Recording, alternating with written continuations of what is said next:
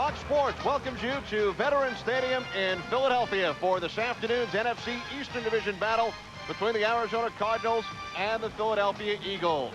Good afternoon, everybody. I'm Kenny Albert along with Tim Green. The playoff fates of both the Eagles and the Cardinals intertwined last week on Saturday. Philadelphia defeated the Jets. That eliminated the Cardinals from the playoff race. And then on Sunday, when Arizona defeated Washington, the Eagles were in. So, Tim, what do you expect here today? Well, today's game is about self-image, and it's more important than it may sound. For the Eagles, they need to get the image of a playoff team back. They started out this season 7-2, and people were talking about the Super Bowl. They've lost 4 out of their last 6, and even though they won last week, they barely got by the lowly New York Jets. For them to go into the playoffs with any kind of momentum, they need today to beat the Arizona Cardinals and start thinking and feeling like a playoff team again. Now, for the Arizona Cardinals, their self-image is critical. Vince Tobin has turned the image of this team around from a doormat to a near playoff contender. For them to perpetuate that throughout the offseason, they need to win this game, go 8-8, another non-losing season, not only for their own self-image, but their image around the league in order to attract big money free agencies in the offseason. And one milestone we will keep an eye on today, Cardinals Pro Bowl fullback Larry Centers, who last year became the first running back in National Football League history with 100 receptions in one season. Centers with 93 this year, just 7 away from the century mark. Opening kickoff coming up from Philadelphia. Welcome back to Veterans Stadium in Philadelphia. The Eagles with a record of 4-3 at home this season, 9-6 overall, coming off last Saturday's victory over the Jets. Vince Tobin looks to even his record at 500 in his first National Football League season as a head coach. And Ray Rhodes, the first coach in Eagles history to lead his team into the playoffs his first 2 seasons. The Cardinals have won the toss. They will receive Leland McElroy, the rookie out of Texas A&M, second-round draft pick, back deep along with Marcus Dowdell.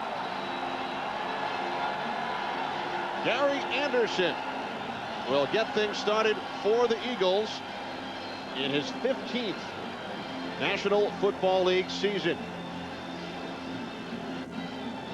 The Eagles headed to the playoffs.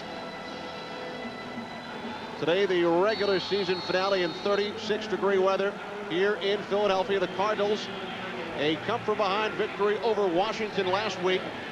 They are 7-8. McElroy bobbles the football out of bounds, so the Cardinals will start deep in their own territory, led by their quarterback, Kent Graham, who will make his 8th start of the season. Wilmer Esiason started 5 consecutive games, and Graham back at the helm last week. The men protecting Kent Graham: Brown, Aaron Graham, Mike Devlin, Anthony Redmond, and Joe Wolf. McElroy in the backfield along with the Pro Bowler Larry Centers, 93 receptions on the season. Sanders and Moore, the wide receivers, and the tight end is Pat Carter. 1st and 10 for the Cardinals from their own 12, and the handoff to Leland McElroy up the middle, gains just 1. The Philadelphia Eagles defensive unit ranked 6th in the NFL. Mamula, Hall, Thomas, and Fuller, the front 4. William Thomas with James Willis and the rookie from Duke, Ray Farmer. Taylor and Vincent, the cornerbacks. Zordich along with James Fuller starting for the injured Dawkins. On 2nd and long, Graham under pressure, took a hit. Touchdown! Mike Mamula, the second-year man from Boston College, on just the 2nd play from scrimmage. The Eagles strike first.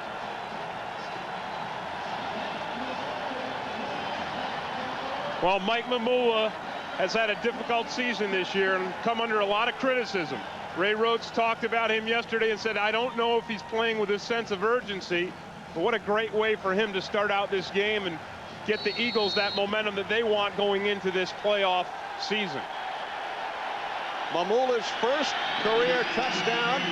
Anderson on the extra point. Just 41 seconds in. The Eagles on top by the score of 7-0.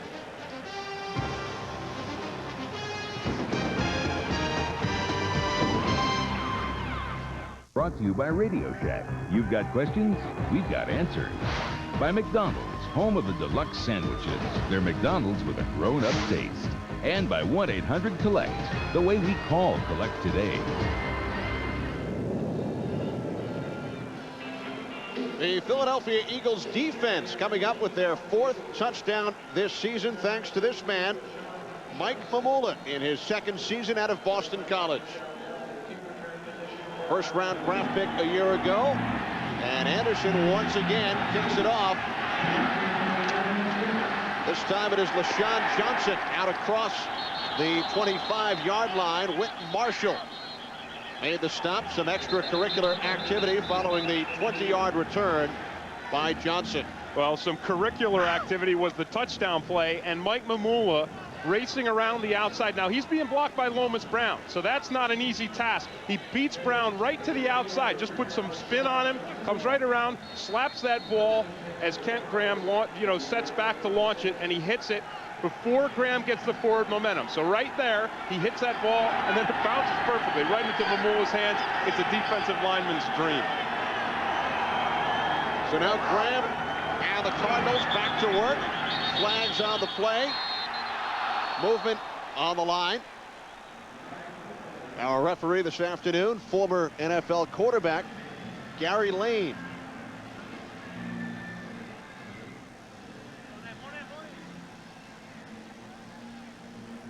Prior to the snap, false start, offense number 83.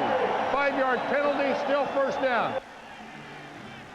Anthony Edwards, the wide receiver, the one with the offsides penalty. You know, a lot of people coming into this game wondered, are the Arizona Cardinals going to play this game with any kind of intensity at all? And I think that the answer has got to be yes, because as we said in the open, they want to have an 8-8 season. They don't want to go home in the off season as losers. No, 8-8 sounds a lot better than 7-9. Up the middle, Larry Centers takes the handoff.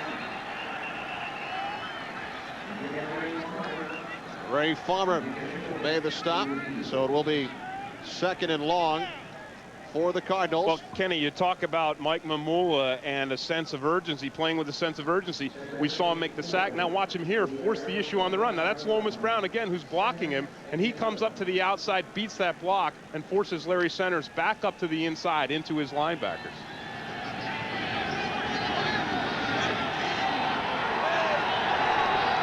Second down and 11. The end around, the handoff goes to Frank Sanders. It does not work.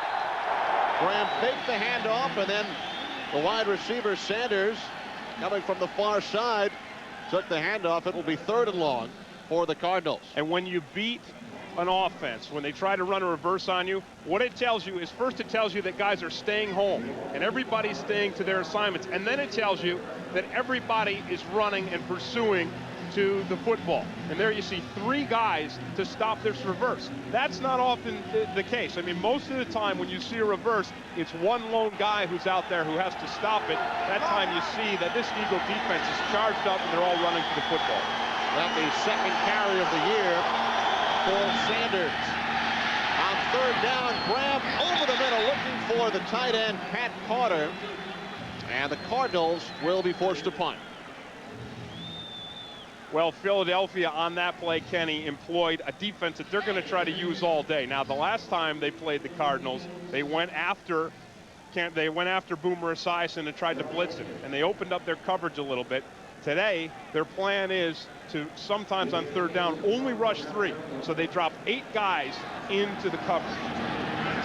Former Eagle Jeff Beagles will punt it away for the Cardinals. Mark Stay in single safety. Good hang time and a fair catch called for by Say at the 48-yard line. 32-yard punt. 5 Eagles. Eagles to the offense when we return. I'm Kenny Albert. That's me on the left. Tim Green on the right. Back in Philadelphia. Santa Claus and obviously one of his reindeers. And that's what they look like here in Philadelphia. Santa and a reindeer in Philadelphia. Probably the meanest, definitely the meanest place, the meanest environment to come into as a visiting player and play a football game. I used to dread it. Sometimes for a home player as well. Yeah, but usually more so for the visitors. On first down, Ricky Waters to the outside across midfield. The tackle was made by the longtime Buffalo Bill, Matt Darby. Ty Detmer making his 11th start for the injured Rodney Peete. 6 wins, 4 losses with Detmer at the helm. The reshuffled offensive line. Barrett Brooks and Lester Holmes back in the starting lineup. They were not last week. Waters along with Turner. Career season for Irving Fryer. Chris T. Jones, the other receiver, and the tight end is the rookie from Eastern Kentucky, Jason Dunn. It's Waters again on second down. Simeon Rice in on the stop. Rice along with Eric Swan, Michael Bankston, and Bernard Wilson. The Cardinals front 4, 12.5 sacks for Rice in his rookie year. Jameer Miller with Eric Hill, the Cardinals' top tackler, and longtime Eagles Seth Joyner. Tito Paul for the injured Ronnie Bradford, along with Williams on the corners, and the safeties Alexander and Darby. 3rd down and 4. Detmer to the air, steps up, and finds a receiver. It's Turner, 1st down and more. Flag on the play. Flag was thrown. Brent Alexander finally pushed Turner out after a 31-yard gain. And it looks to be on the Cardinals. Holding defense, number 35. Penalties decline. That's Aeneas Williams, Kenny, and don't forget today, he will be matched up on Irving Fryer all day long.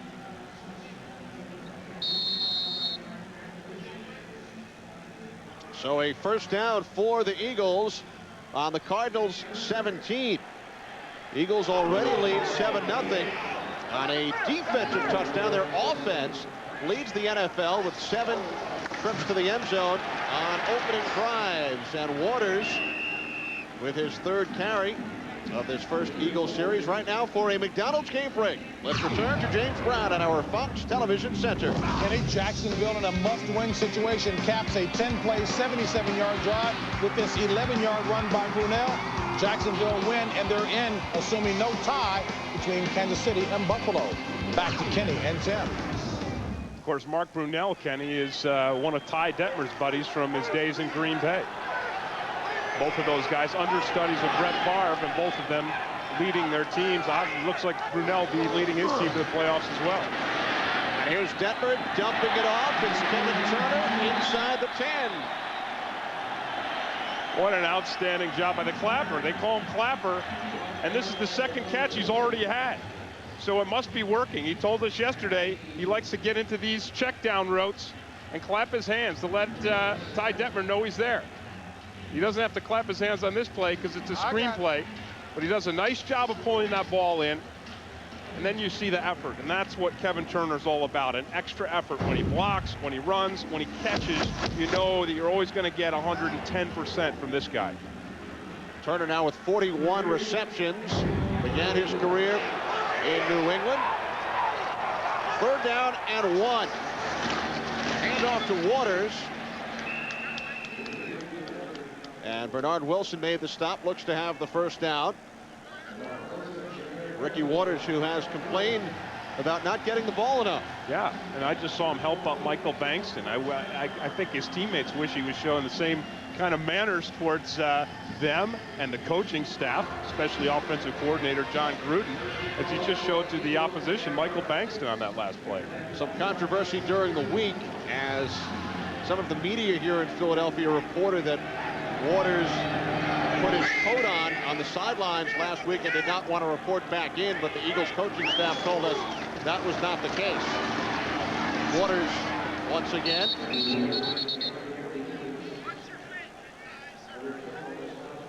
And once again, it's Kevin Turner on the block there, leading up there for Ricky Waters. I talked about him, Kenny, and John Gruden knows he can always rely on him. Here he is here, and he comes up and makes this block here, and you see that's what opens up the hole for Ricky Waters.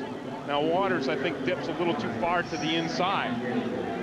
But again, it's Kevin Turner. You always know wherever he is, he's blocking, he's catching, he's always going to give you everything he's got. Second and goal. Denver looking end zone. The pass intended for the tight end, Jason Dunn. Matt Darby on the coverage. Well, that play probably reminiscent of a play that Jason Dunn made this week in practice, because Ray Rhodes told us yesterday, he said, this guy, Jason Dunn, is an incredible athlete. Now, he's young and he's raw. He doesn't know the passing game that well, but he has the ability to leap up in the end zone and come down with the catch. Now, what Jason Dunn has to do is take that ability to do something like that and make that spectacular catch in practice and now do it in a game. That's the next step for that rookie.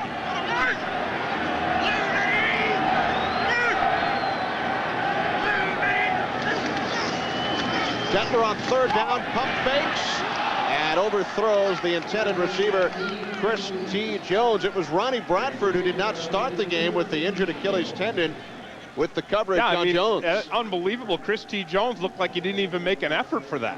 I mean, that's been one of the problems with Chris T. Jones all season, and one of the gripes that Ray Rhodes has had. In fact, Ray Rhodes brought in Calvin Williams this week to push Chris T. Jones, because he said, hey, this guy is not giving us what we need, the effort that we need, and there was a great example of it on that play. 23-yard field goal attempt for Anderson, who's fourth on the NFL's all-time field goal list. And Anderson pushes the Eagles on top by 10 as he goes over the 100-point mark for the 9th time in his career. From Philadelphia. Season's greetings from your Fox crew in Philadelphia. Well, Tim, the boys in the truck getting in on the act. Yeah, and they look pretty good on camera, too. We might not want to give them any more opportunities. I don't think so. I want to jeopardize our own positions up here, because I know I couldn't direct or produce. You'd find a way. LaShawn Johnson, and he is upended by Darrell Boykin. I mean, look, Kenny, these guys are playing with intensity. There is no doubt about it. Look at what they've done. On special teams, they've come out and made plays like this. First defensive series, Mamula with the sack, the touchdown. First offensive series, come down, drive down, not come away with the touchdown, but score 3 points. So the Philadelphia Eagles looking like they wanted to look. Now, Ray Rhodes told us yesterday that in the fourth quarter of the Jets game last week, his team played the best they've played all season. He wanted to continue that through this game and carry that momentum into the playoffs. Leland McElroy up the middle, out across the 20-yard line. James Willis and Hollis Thomas in on the stop. If the Eagles win and the Vikings lose to Green Bay, the Eagles would travel to either San Francisco or Carolina, the second-place team in the NFC West. If both the Eagles and the Vikings win, or if the Eagles lose, then they would face the Dallas Cowboys in the wild card game next week. Graham under pressure once again, nearly picked off as Michael Zordich, who intercepted 2 Jets passes a week ago, was in the vicinity.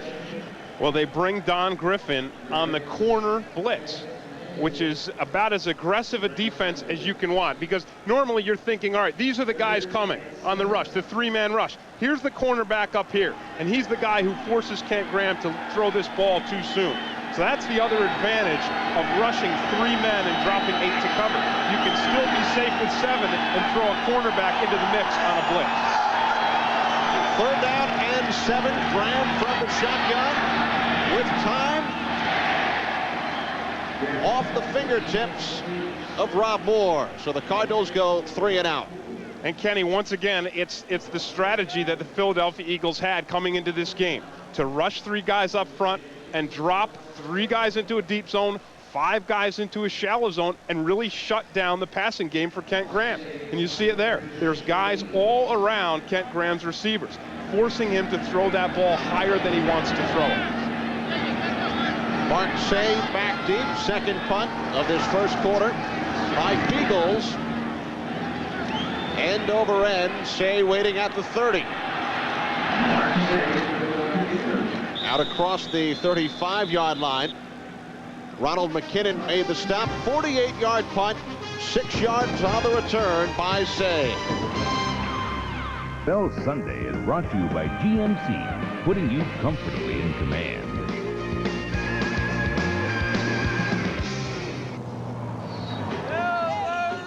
Back in Philadelphia, Kenny Albert with Jim Green. Eagles on top by the score of 10-0 midway through quarter number 1. A 4-yard fumble return by Mike Mamula and a 23-yard Gary Anderson field goal as Irving Fryer makes his first catch of the day, 85th of the season, extending his career high and the Eagles record, which he broke last week. And Kenny, whenever you see Irving Fryer catch a pass, now you know that he's going to be guarded by Aeneas Williams, and there you see Aeneas right there.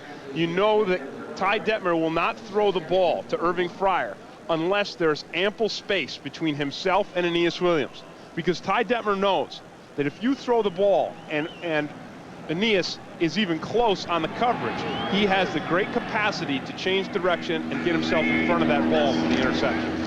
Second down and 1 as the inside handoff goes to the fullback Turner. He has the first down. Simeon Rice in on the stop.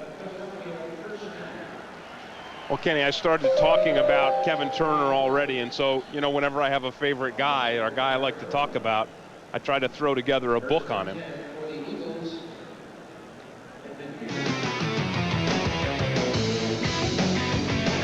He's Ty Detmer's hunting partner. He was tricked into coming to Philly by a West Coast offense, and we talked about it earlier. His nickname is Clapper. He claps for the ball when he gets out into the pack. He's already caught 2 today, and there's the first reception of the afternoon by Chris T. Jones.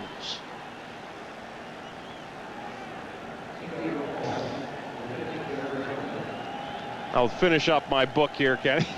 Again, he's Ty Detmer's hunting partner. In the offseason, they go to a thing called Buckmasters, where they hunt trophy deer together. And then he said that when he was up in New England, they told him if he came down here to Philly, they were going to run the West Coast. He was going to handle the ball in the passing game and the running game. He said he's ended up lead blocking for Ricky Waters more than anything, but he doesn't mind it. Lead blocking for a guy who's second in the NFC in rushing, who set a career high, who's headed to his 4th Pro Bowl. Yeah, but you couldn't get 2 more opposite personalities than Kevin Turner and Ricky Waters. Kevin Turner, a quiet, hard-working guy. Ricky Waters, not that Ricky Waters isn't hard-working, but flamboyant, loud, obnoxious, and generally disliked.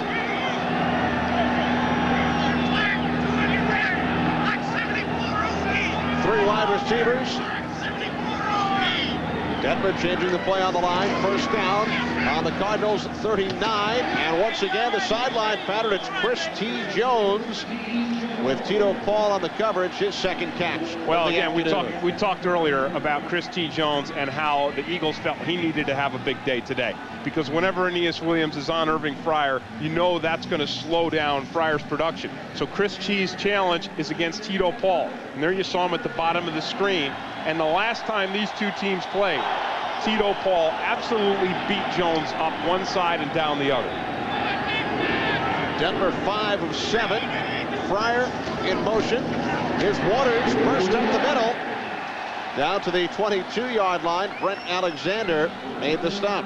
And this is very contrary to what the Arizona Cardinals wanted to do defensively. They told us yesterday. I mean, we sat with Eric Hill and they said, look, we've got to shut down Ricky Waters right from the beginning, because if he gets momentum on you, that's when Ricky Waters is at his best. We want to shut down the outside, force him up the middle, and that's where we can really pound him. Well, they forced him up the middle on that one, and it was Waters doing the pounding.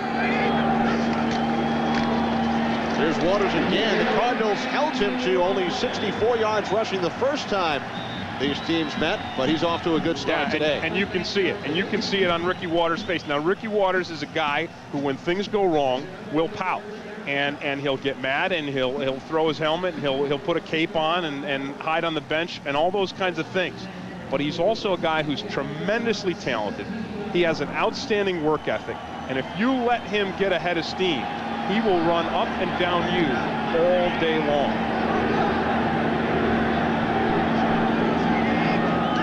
Two tight ends, and the Eagles keep it on the ground with Waters.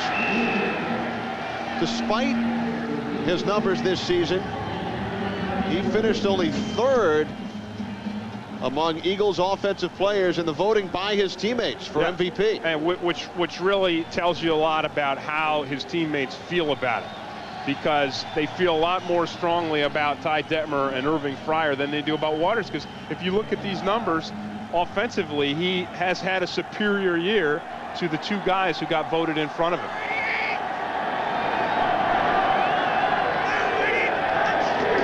Second down and 5. Charlie Garner with his first carry of the afternoon up the middle, and Bernard Wilson made the stop after the gain of 5. Well, the Arizona Cardinals have got to check themselves. They've got to regroup, because what the Eagles are doing now is they're running Waters up the middle and to the outside. They're throwing the ball short. They're throwing the ball long. They're completing passes against Aeneas Williams, their best cover man. They're completing passes against Tito Paul, who dominated Chris T. Jones last time, and now they're running the changeup in the run game with Charlie Garner. So everything working for the Philadelphia offense. First and goal on the 7. It's Garner once again inside the 5 to the 4. Kenny, the Eagles are running right into the strength of the Arizona Cardinal defense. And when you can run into the strength, then you certainly can take advantage of the weaknesses, because this triangle right here, this is Swan, this is Hill, this is Bernard Wilson. Those guys are big, strong, and powerful. And what you're seeing right now is the Philadelphia Eagles winning the battle up front, dominating the Arizona Cardinals defense physically, pushing them off the ball. It's something the Eagles offensive line has not done very well in the last 6 weeks. They're getting back to it. Denver rolling right, can't find anyone, and then throws it out of the end zone. This is a problem that Ty Detmer had last week against the Jets. The problem being, when the primary receiver is covered, that's Irving Fryer, the other receivers, Chris T. Jones, the tight end, whoever that was on the last play, was Jimmy Johnson and Ed West. Those guys need to scramble and try to make a play, because Detmer will continue to scramble. He's got nifty feet, and he can throw the ball on the run very well. So when the primary receiver's covered, the other Eagles receivers have got to alter their routes and break into the open.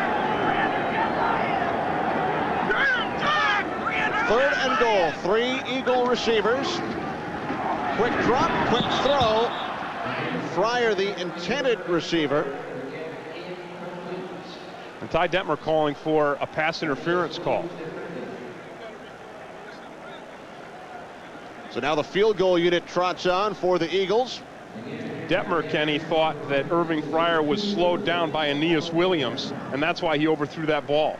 And you see there, Aeneas just gets his hand on the arm, maybe just enough to slow Fryer down in that simple slant pattern.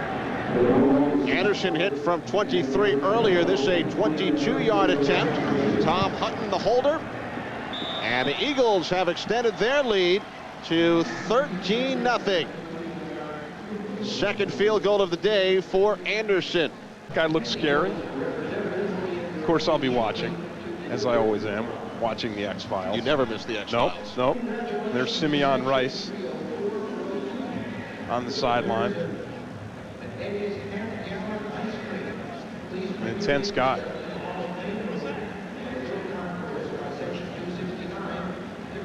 Eagles drive downfield 13 plays over 6 minutes, and they lead the Cardinals by the score of 13-0. These teams played a wild game 4 weeks ago. 24 points scored in the final 3 minutes, and Vince Tobin's club defeated the Eagles 36-30. And then here today in the opening minute, on the Cardinals' second play from scrimmage, Mike Mamula hit the arm of Kent Graham and returned the fumble 4 yards for the Eagles touchdown. And now LaShawn Johnson with a burst up the middle. Whit Marshall made the stop after the 22-yard return. Well, coming up, The second game of our Fox NFL Sunday doubleheader, the Dallas Cowboys and the Washington Redskins, the final game at RFK Stadium. Pat Summerall and John Madden will visit with some legendary Washington Redskins. They will take a look back at some historical moments and the fans' last salute. Redskins, of course, eliminated last week by the Arizona Cardinals as flags come flying. Well, Kenny, so far the Arizona offense has -6 yards. So now make that -11. Offense, number 54. 5-yard penalty, still first down. 54, of course, is Aaron Graham, a guy who played center all his life until last week, where he started for the first time at left guard. When he said, hey, I've played more snaps at quarterback than I have at left guard. Referring to his days as a youth. Now first and 15 as the pitch back goes to Larry Centers.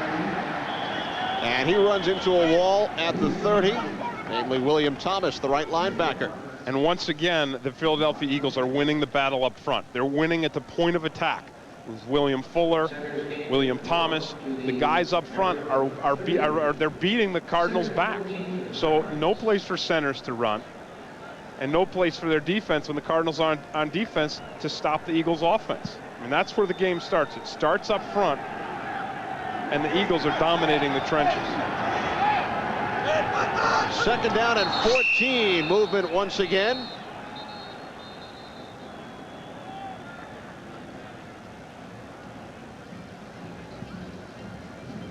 Mike Mamula, of course, lured by Kent Encroachment, quick defense, count. number 59. 5-yard penalty, still second down. But what he is he's excited. And I think Ray Rhodes will take that, because if your guy is excited, he's going to go off sides, but he just made a sack for a touchdown on the play before, and then we saw him follow up and make a nice play on the run. And Ray Rhodes would much rather have Mike Mamula excited and jumping off sides than he would complacent and sitting back and not making the big plays. He's excited today. Yeah, he's been playing excited football.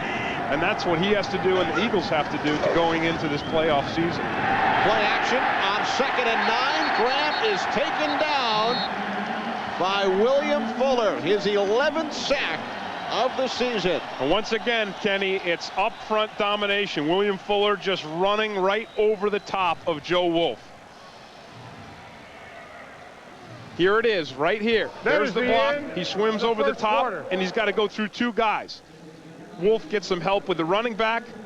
Fuller goes through both of them. That's defensive intensity. And that is also the end of quarter number 1. All Eagles as they lead the Arizona Cardinals 13-0.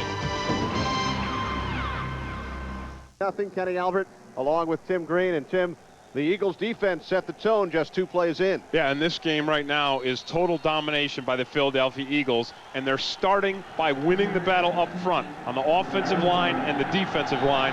That's where the Eagles are dominating. Graham out of the shotgun. He has not completed a pass yet today. And there is number 1 as Larry Centers comes up with his 94th reception, and flags come flying. He may have taken a face mask. Yeah, I think they're going to get him on a face mask on that, and now it becomes a matter of a 5-yard or a 15-yard. If it's a 5-yard, it's 4th down. If it's 15, it'll give the Cardinals enough for a Personal first. foul, face mask on the defense. 15 yards from the end of the run, first down. So that means that the official interpreted this face mask as a grab on the mask and then a twisting of the head and neck. And here's a shot of it right here. He gets the mask, he twists it. I mean, you can't get more vicious of a face mask than that. That was Mark Woodard. Yeah, that's about as bad as it gets. I mean, he gets him and just cranks him right around, so you're guaranteed to get the 15-yarder. That looked like what happened to Kent Graham last week. Yeah, it really did, and he said his neck was still a little stiff. On the face mask by Washington, Romeo Panderson in the 4th quarter, a play that kept the Cardinals drive alive. As Graham fires, he's picked off. Michael Zordich, the former Cardinal, still on his feet. Lomas Brown finally made the stop. 4th interception for Zordich, his 3rd in the last 2 weeks, and flags come flying once again. And Michael Zordich looked exactly like he did last week in the Jets game when he picked off 2 balls there. Like he knew where the ball was going to be thrown before the quarterback even threw it. And it's this deep zone that the Eagles are in that's allowing Michael Zordich to play up shallow and make a play on the ball. Personal foul, unnecessary roughness, number 62 on the defending team. 15-yard penalty. That's Mike First down. Devlin, the center for the Arizona Cardinals. So whenever you've got extra guys in the secondary, in the pass coverage, it enables your safety to step up and make a play in front of the ball as Zordich does there. And it's just an outstanding anticipation, but it happens because there's 2 guys in the coverage on Rob Moore, a cornerback over the top, enabling Zordich to stay underneath. Flags on the play as Waters takes the handoff. Now you see the excitement in Waters' step.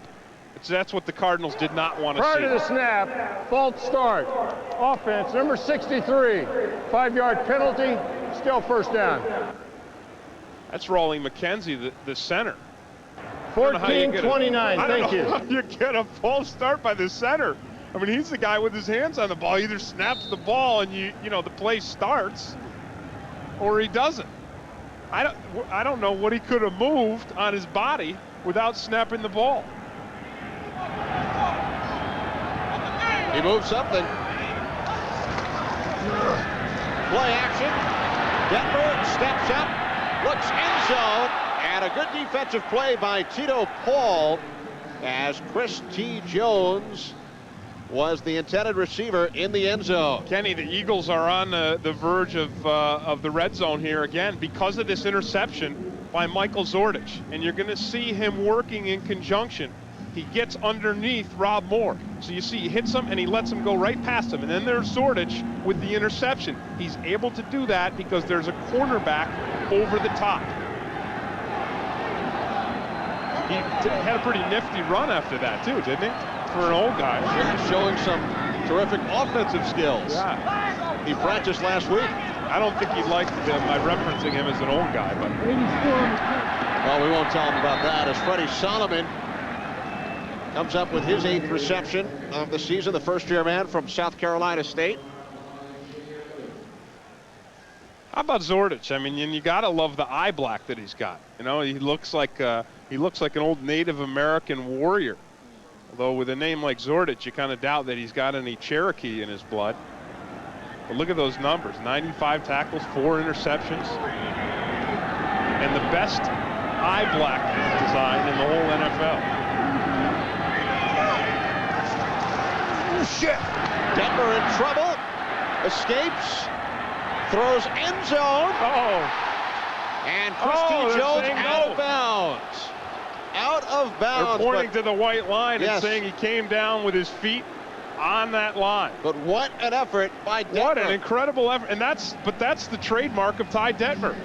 We said it before. He runs around and he throws on the run. So when the play gets into a broken play, the receivers need to break. Now there's Tommy Bennett. He's the guy who gets a hand on him. And look at Detmer. I mean, his body's all off skew, but he gets that ball out there, and it's really a perfectly thrown football. Right there, Chris T. Jones, and then his feet get down, and he does not get just the heel of that left foot lands on the line. Gary Anderson already 2 of 2 today. This a 33-yard field goal attempt. Make it 3 for 3. Gary Anderson hitting from 33. The Eagles lead over the Cardinals is now 16-0. Flags were thrown. Boy, we had the music going and the Eagle punch in the bag. We were all ready to go out. Well, now we got a flag. It remains 13-0. Anderson will try it again. Holding offense, number 52. 10-yard penalty, still 4th down. Sylvester Wright, second-year man out of Kansas, called for the hold. So this will push Anderson back 10 yards. He will try again from 43. This time the ball will be spotted at the Arizona 33. 43-yard field goal attempt. He's 6 of 8 from between 40 and 49 on the season. Now 7 of 9. As now the Eagles have got on now top. We're going to start the music. Start the music again. But the Eagles let the bag go. Now he's headed into the locker room. Billion people worldwide. And by Energizer. Long-lasting Energizer batteries keep going and going and going.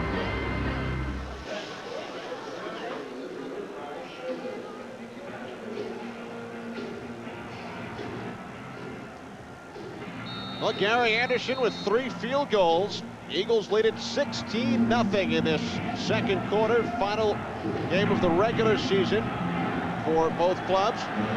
LaShawn Johnson out to the 25-yard line. Flag is thrown. Sylvester Wright made the stop. 18-yard return by Johnson.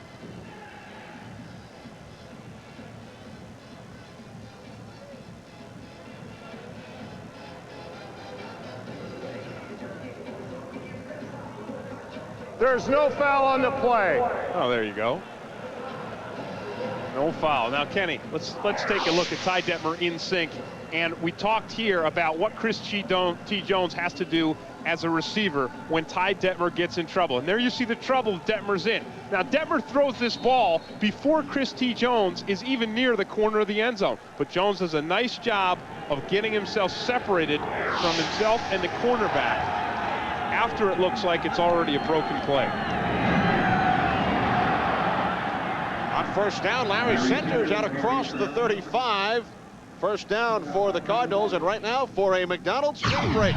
Let's head back to James Brown at our Fox Television Center. Kenny and Tim, Brad Johnson excited about his new deal. How excited? Well, a 43-yard pass play. Nice hookup with Chris Carter. Guess what? All tied at Lambeau at 7. Back to Kenny Albert and the office, Tim Green. JB, reading my books again. Thank you. One of your many as a Harvard grad. I mean, if a Harvard grad is reading your stuff, you know that you're getting somewhere. JB always reading. On that previous play, Centers picked up 15, but this time Graham could not connect with Rob Moore. Kenny, the look Cardinal at the story so far. I mean, look at this. I mean, it's absolutely pathetic.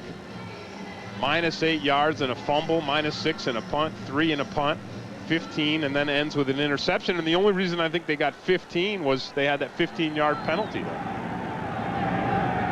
The face mask. They picked up 15 on this drive on the run by Centers. 4 wide receivers. Second down and 10 as Graham lofts it up. Now a flag on the play. It was Rob Moore. That's going to be along with Bobby Taylor. Yeah, that's going to be a pass interference on Bobby Taylor. No question about it on that. Rob Moore, a big physical guy, and Kent Graham doing a nice job of getting rid of that ball when he sees the blitz coming at him right up the middle. Pass interference, defense, number 21.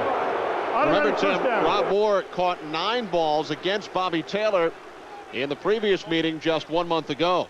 Yeah, and here you see Taylor on Moore, and right there, now you're going to see the interference. Right there, he gets that hand on him. Hand on his hand, arm locked in his arm, and here's the pressure. You see that? James Willis right in Kent Graham's face, and Graham just launches that ball.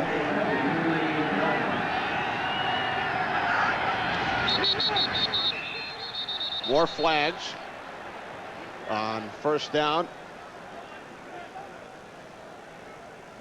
Well, the Eagles said coming into this game they wanted Prior to put pressure snap, on Graham. False start. Offense, number 75. 5-yard penalty, still first down. Of course, that's Lomas Brown. Now, Lomas Brown, Kenny, was the best free agent acquisition. One of the best free agent acquisitions in the whole NFL. Certainly the best for the Arizona Cardinals. They brought him in, and he has raised the level of the entire offensive line. If you remember this Arizona offensive line in the preseason, they looked absolutely pathetic. Of course, Lomas Brown was hurt in the preseason and not playing. Since he's been back, since game 1, this offensive line has steadily improved throughout the season. Lomas Brown is like the sergeant of a platoon. First and 15. Graham to the far side. In and out of the hands of Marcus Dowdell, who caught the game-winning touchdown with 14 seconds left the last time these teams met. I don't think that ball ever hit Dowdell's hands. I mean, I think he just flat misses it. It comes right through and hits him in the chest. Now, it's an excellent throw by Kent Graham, because you'll see this thing right there. I mean, that just goes right through his hands, and the only thing it hits is his chest, right between the 8 and the 4, and it makes you think maybe he's got to get rid of that black mask he's got on. Maybe he's got to clean that thing off and put a windshield wiper on it or something, because his vision was just terrible on that play. Not much sun here today.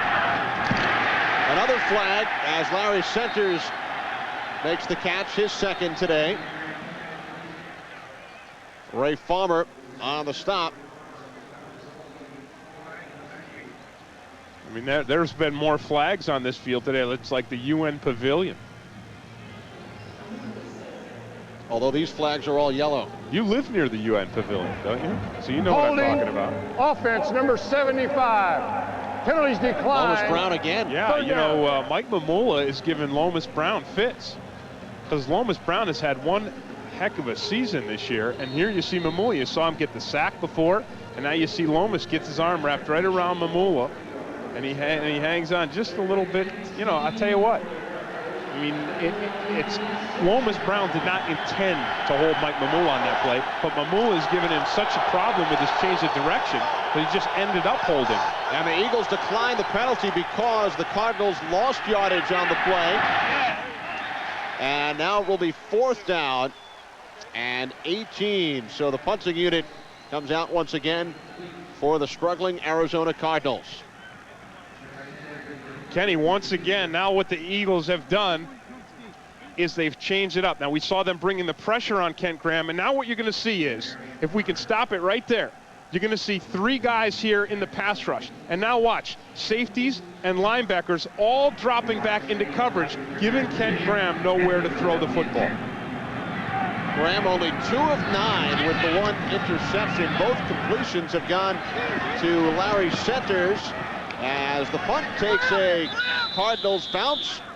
Eagles pinned deep in their own territory, leading by the score of 16-0. 3 minutes into their second quarter. 37 yards on the punt by Eagles. 1, 2, 3. From your camera crew in Philadelphia, season's greetings. Now, if that were the camera crew, I want to know who took that shot. I don't know, but after seeing the camera, I'm not worried about losing my job to any of those guys. And was that one of those cameras where you set it up, set the timer, and it shoots itself? No, because it was wobbling a little. So, and when the camera wobbles, it makes you think that it can't be one of our crew, especially Jay or Sully, the guys you saw there. You know those 2 guys wouldn't be wobbling the camera.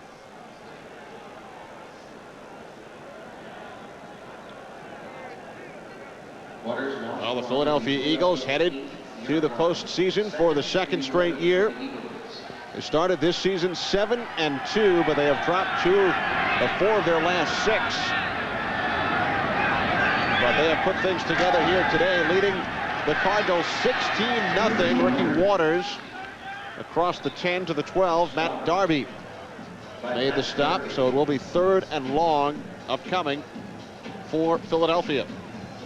Well, Ken, even though Ricky Waters has had a Pro Bowl season, you see here that he really has dropped off in his productivity. When they were 7-2 and people were talking Super Bowl, he was at 4.5 yards per carry.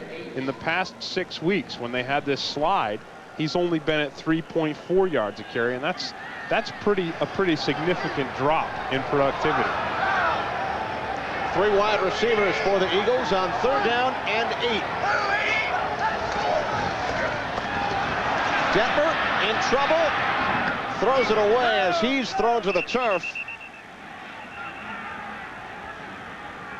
Always with a smile on his face, even when he's knocked down. Yeah, you don't get much more of an even-keeled guy than Ty Detmer. Even when he's got Simeon Rice coming right at him full force. And here's Rice, and he's working on Barrett Brooks. And of course, Brooks benched last week in favor of Jermaine Mayberry for plays like that one there. And then you see Michael Bankson come in and polish him off.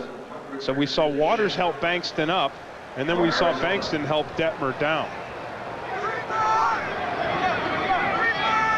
First punt for Tom Hutton out of his own end zone. Marcus Dowdell back deep. Good kick by Hutton, forcing Dowdell all the way to the 38. And then it was Johnny Thomas. 50-yard punt, no return.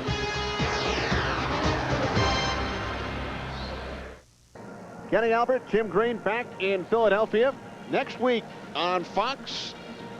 And NFC wildcard game Sunday afternoon. Check local listings. The matchups, of course, not yet set.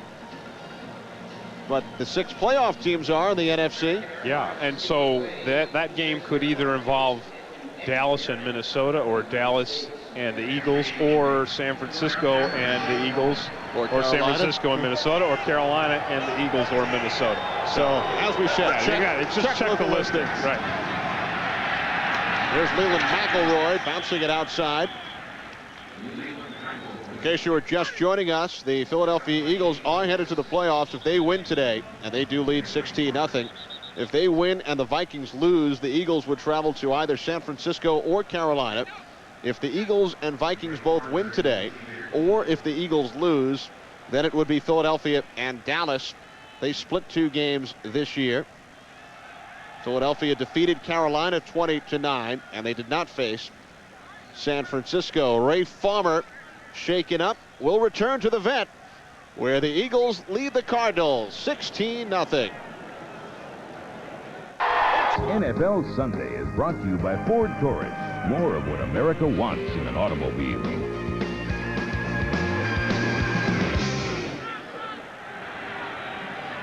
Back in Philadelphia, 2nd down and 9 for the Cardinals. Frank Sanders in motion as Graham pump fakes and then looks for Rob Moore. The question is, was he inbounds? The answer, no. So Graham now just 2 of 10 with both completions to the fullback, Larry Centers. Well, Kenny, here's Ron Farmer coming off after his injury. Obviously injured his right leg in some way or another. 40 tackles today, and just a rookie, too. A guy who's a lightweight guy who Ray Rhodes is turning into a linebacker. Here he is here. Now watch, he gets that right leg pinned right in there.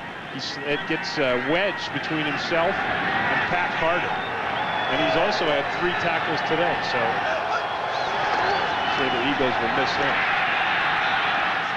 Graham's pass complete for the first down as Rob Moore goes over the 1,000-yard mark for the 2nd time of his career.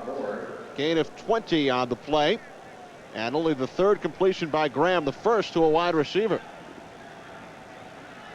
Rob Moore is a guy who has used his body this season as well as he's ever used it in his career. Now he's got it. I mean, he's about 6'3", he's big, he's strong, he's physical, and he's starting to use that size to his advantage. There you see an example of him leaping up, and he gets hit from behind, but he shields himself. He shields the ball from the defensive back with his body. Leland McElroy found a hole, and then he ran it to Michael Zordich. Gain of 3 on first down. Our Aflac trivia question for the afternoon: who was the NFL's Defensive Player of the Year in both 1972 and 1974? And he is out on the field today. Now, not necessarily on the playing field, but somewhere out here. Not in here, but somewhere. I'd like to give people a little bit of a hint.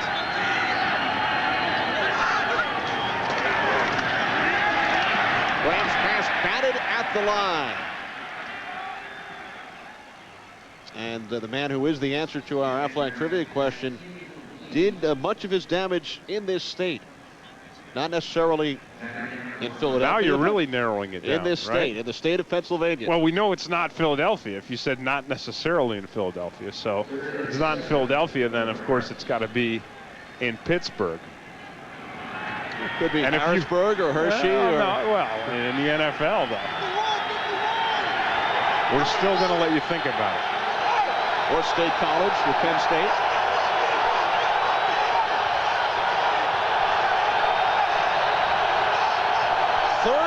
7. As the crowd tried to disrupt the Cardinals, and perhaps they accomplished that feat as flags come flying.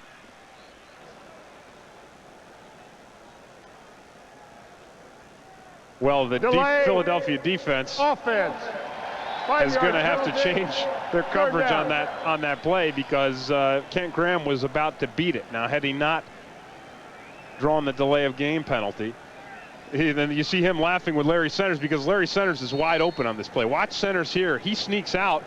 Philadelphia defense brings the blitz, and there's no one on Larry Centers. Centers was wide open. So Emmett Thomas, the defensive coordinator there for the Eagles, is either going to have to change that play or make sure whoever's got Centers is on it. They change the play. And 12. As Graham fires over the middle, Frank Sanders makes the catch for another Cardinals first down, a gain of 21 yards. So the Cardinals continue their drive once again. Who was the NFL's Defensive Player of the Year in both 1972 and 74? There he is, Mean Joe Green, Pittsburgh Steelers. And look how mean he was. I mean, that's against the Eagles. Now the defensive line coach, were you ever referred to as Mean Tim Green? Every once in a while, people would make that reference. Especially on our production crew. But I wasn't known for being mean. Only on occasion. Of course, Mean Joe Green didn't necessarily get his name for being mean, although we saw him on that Affleck, those Affleck cuts. We saw that, in fact, he was mean. But he didn't get it from being mean. He got it because the college team he played for was called, what, the Mean Green? And, you know, Simeon Rice really gives a lot of the credit for his excellent play during this rookie season to Mean Joe Green. Yeah, he does. And Mean Joe Green has been a great mentor for not only Simeon Rice, but also Eric Swan, Michael Bankston, and Bernard Wilson. Larry Centers on 2nd and 10. For the folks watching back in Arizona, they hope this is not a swan song for Larry Centers in a Cardinals uniform. He will be an unrestricted free agent following this season. Yeah, but they have a saying among the Arizona Cardinals team. Now, of course, the players, some of the players for the Cardinals were in that movie, Jerry Maguire. And they all went to a screening. And one of the scenes in the movie is where a free agent guy, one of the stars, says, "Show me the money." And so now the players in the locker room are saying to Larry Centers, "Show me the money," because he does want to get some big money in this free agency market. He wants to stay with the Cardinals, but he wants that big paycheck as well. I talked to him about it right before the game. He said, "Hey, I've got to watch out for my family. I only play in this game so long. I got to get everything I can snap, get." False start. Offense, number 54.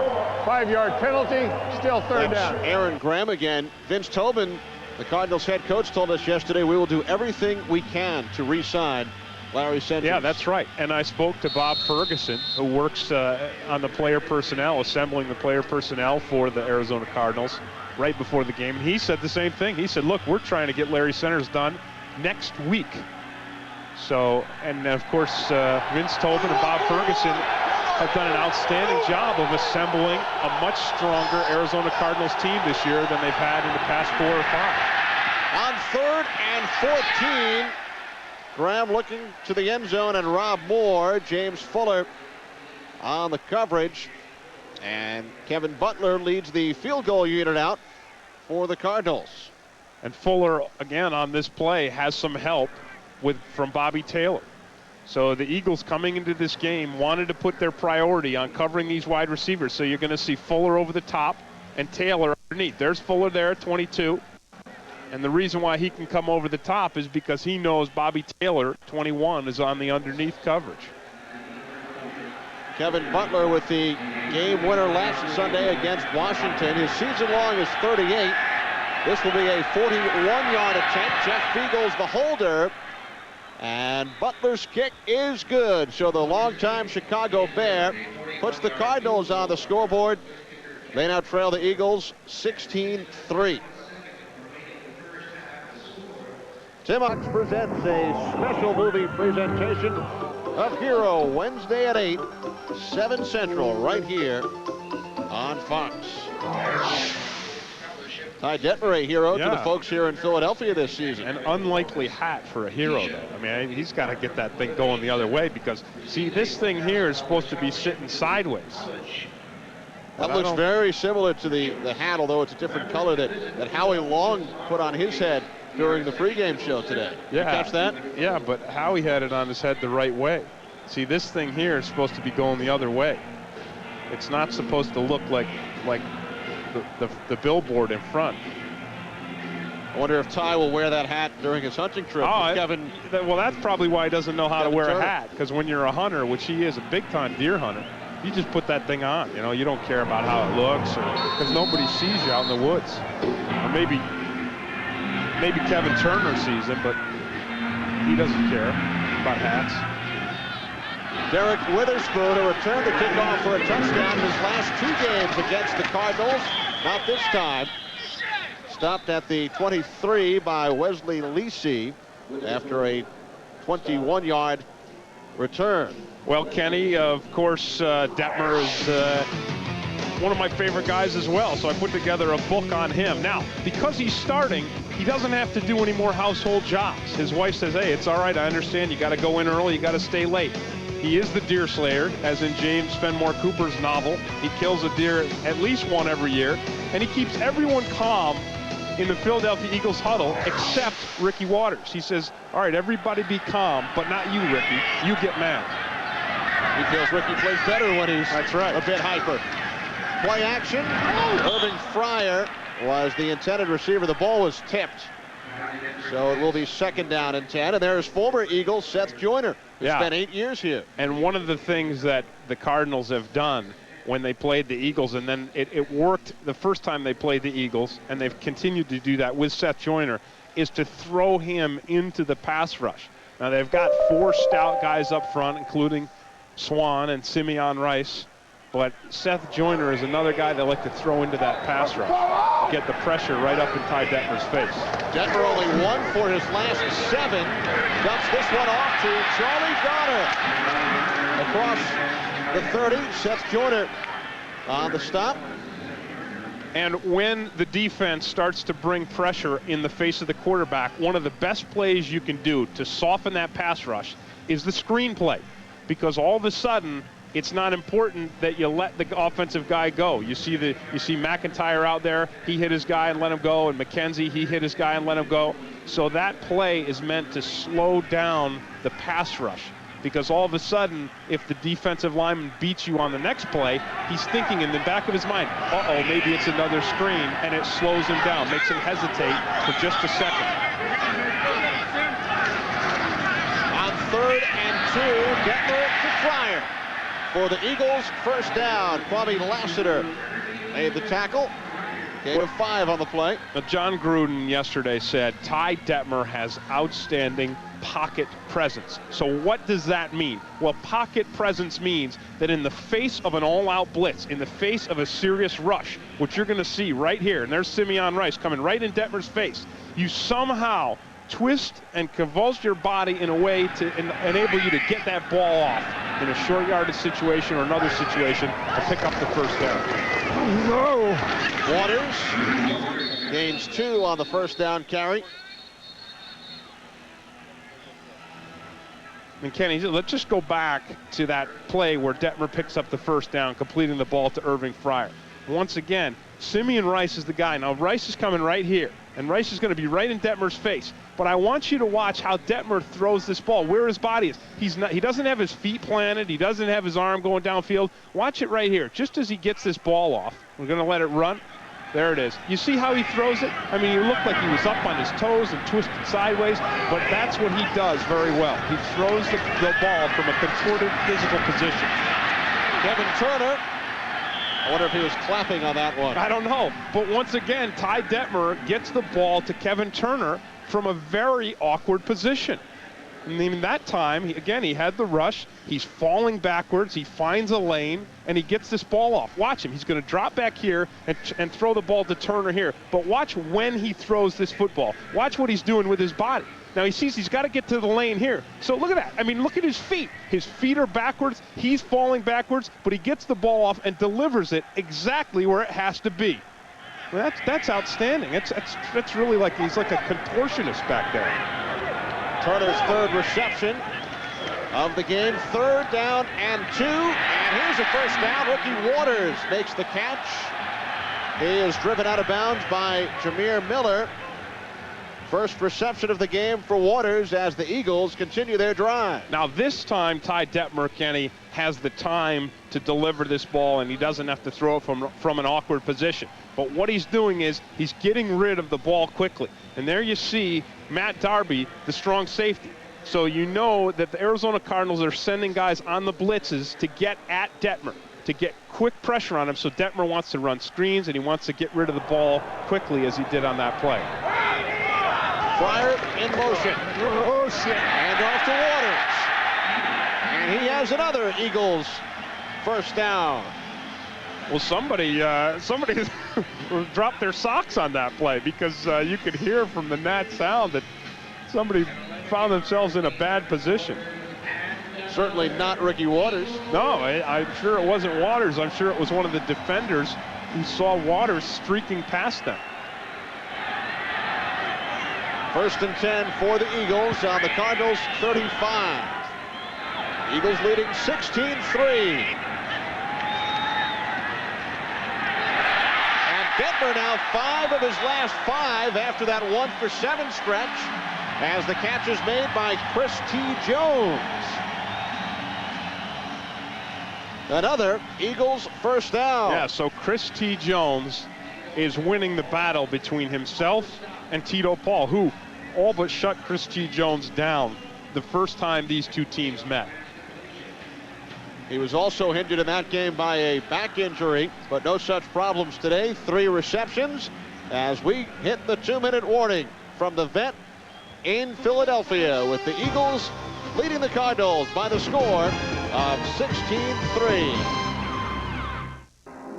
Back in Philadelphia, if the Jacksonville Jaguars win and they lead Atlanta by 10, they would qualify for the playoffs in their second season, as the Carolina Panthers have. Unless this game here ends in a tie. And as you pointed out during the break, at 6-3, it certainly could end in a tie. That would be the only way both Buffalo and Kansas City would continue their seasons. If Jacksonville wins, would be if the Bills and the Chiefs finish in a tie, but that, of course, very unlikely. Yeah, very unlikely. So then Jacksonville, if they do win, they pretty much control their own destiny. And then it'll be 2 expansion teams in only their second years of existence making the playoffs. And then talk about playoffs, and there you see Ray Rhodes, his first 2 seasons as a head coach. And you said earlier, that's the first time that's ever been done by for a new coach, by an Eagles coach, to have 2 playoffs in their first 2 seasons.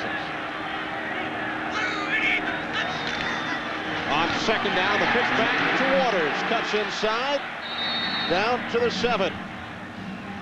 Coming up on the Dockers Khakis halftime report, JB and Terry will bring you all the scores and highlights from around the National Football League, plus Fox NFL Sunday's Choice Cuts, which features the best plays of the year. All that and more coming up on the Dockers Khakis halftime report. The Eagles have used their first timeout with 58 seconds to play in this first half, and a 16-3 Philadelphia lead. Howdy. Final minute of this first half from the vet. 3rd down and 3. The Eagles can pick up a first down without reaching the end zone. 3rd and 3 on the 8. Detmer in trouble. Looking end zone deflected. Yep, pass interference. No doubt about that. Kwame Lassiter with the coverage on Kevin Turner. Yeah, Kwame got right at Turner's legs before the ball got there. And there you see Turner hobbling back. And he's mad because he could have had a touchdown pass. Number 42 on the defense in the end zone. Ball will be placed at the 1-yard line. First down. We're going to see it just at the very end of it here. There's Lassiter, 42 right there. And there's Turner. Now, Turner does what I said he's got to do. The play is broken. He's got to find an open space. And there you see Lassiter reversing his direction, and he hits underneath. He makes that tackle too soon. Now the Eagles first and goal to go from the 1. Ricky Waters is in for the touchdown.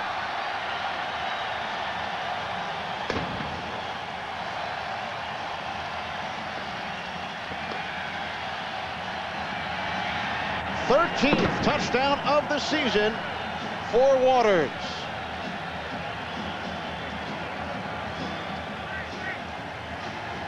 And it's Kevin Turner, Kenny, once again with the lead block. Watch him here, hit the linebacker, wham. Seals Eric Hill out of the play, enabling Ricky Waters to just waltz into this end zone.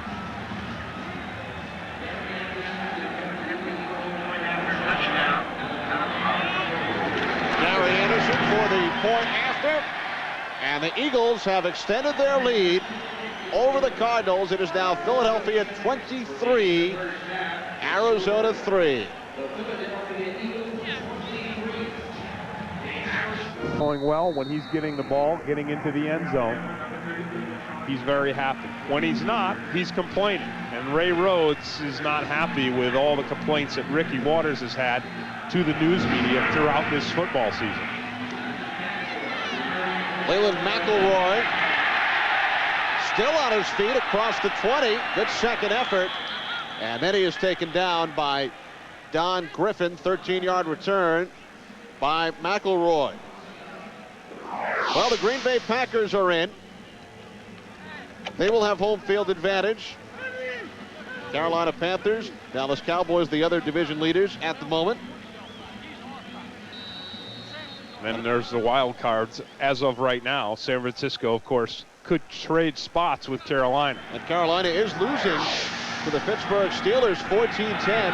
Cordell Stewart with an 80-yard touchdown run, putting the Steelers on top. And Graham is taken down once again. It is William Fuller, his second sack today. That's unbelievable. The Philadelphia defensive line sacks Kent Graham with only in Philadelphia, where the Eagles lead the Cardinals at halftime by the score of 23-3. Kenny Albert along with Tim Green. And Tim, in our open, you talked about the Eagles wanting to regain momentum heading into the playoffs, and that is exactly what they did in the first half. Yeah, they really have. And don't forget, again, the Eagles started out this season at 7-2, and people were talking Super Bowl. And we spoke to Ray Rhodes yesterday, and he said, look, this thing is wide open. I mean, you don't have the dominant teams anymore. This team has already beaten Dallas this season. They've already beaten the Carolina Panthers. And now that they've brought themselves back up to the level of play that they had in the first half of the season, with that offensive efficiency, that defensive aggressiveness, the Eagles, don't be shocked if they advance through to the latter parts of the playoffs. Well, let's take a look now at the first half highlights as the Eagles got off to an excellent start early.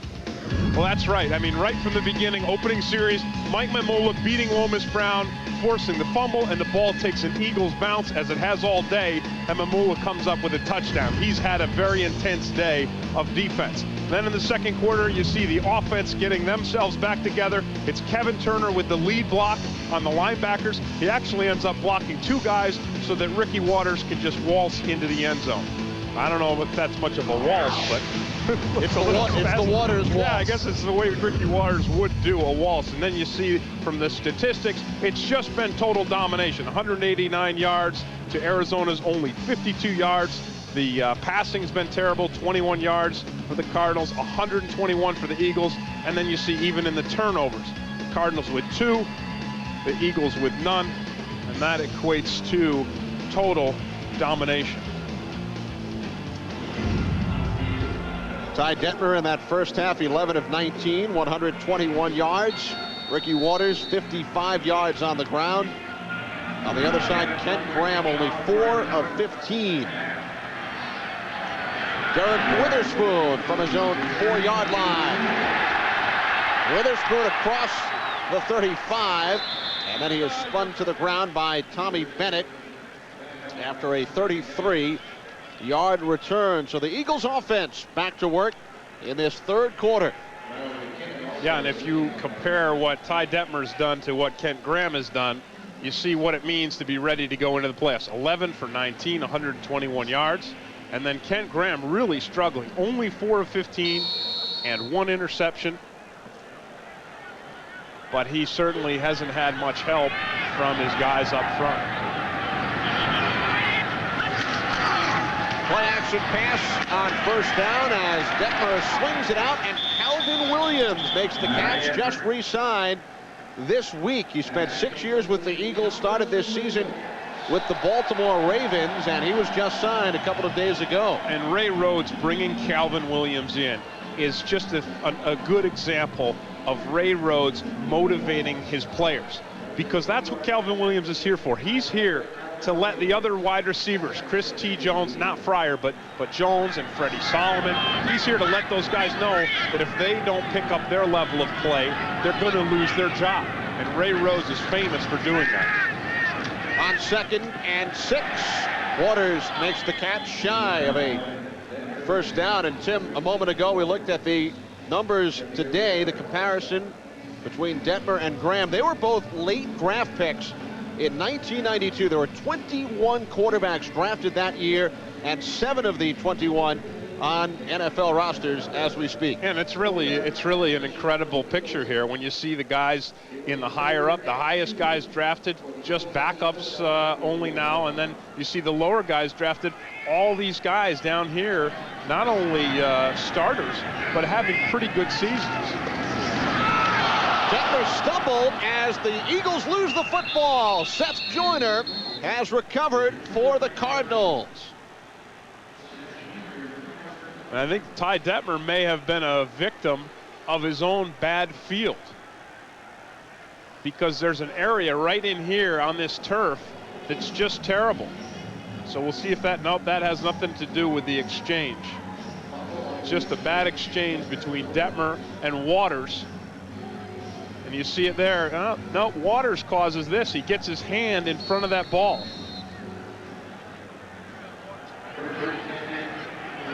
So the first turnover of the game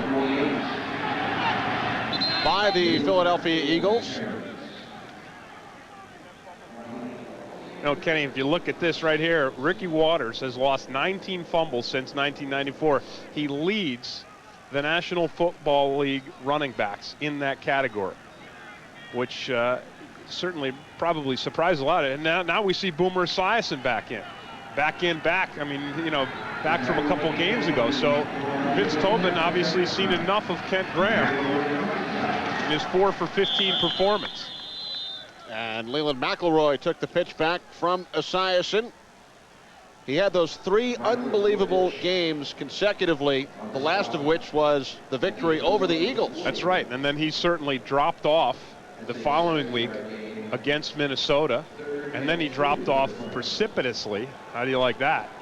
When they played the Dallas Cowboys, where he had ample opportunity to win that game. And then, of course, the controversy a week and a half ago when Kent Graham was named the starter. Right, and then Boomer quit. He walked out on his team, and then he came back a few days later. 3rd down and 2. It's McElroy for the first down and more. Leland McElroy finally tripped up by James Fuller after a gain of 17 yards. Well, Kenny, I happen to have a book on Leland McElroy.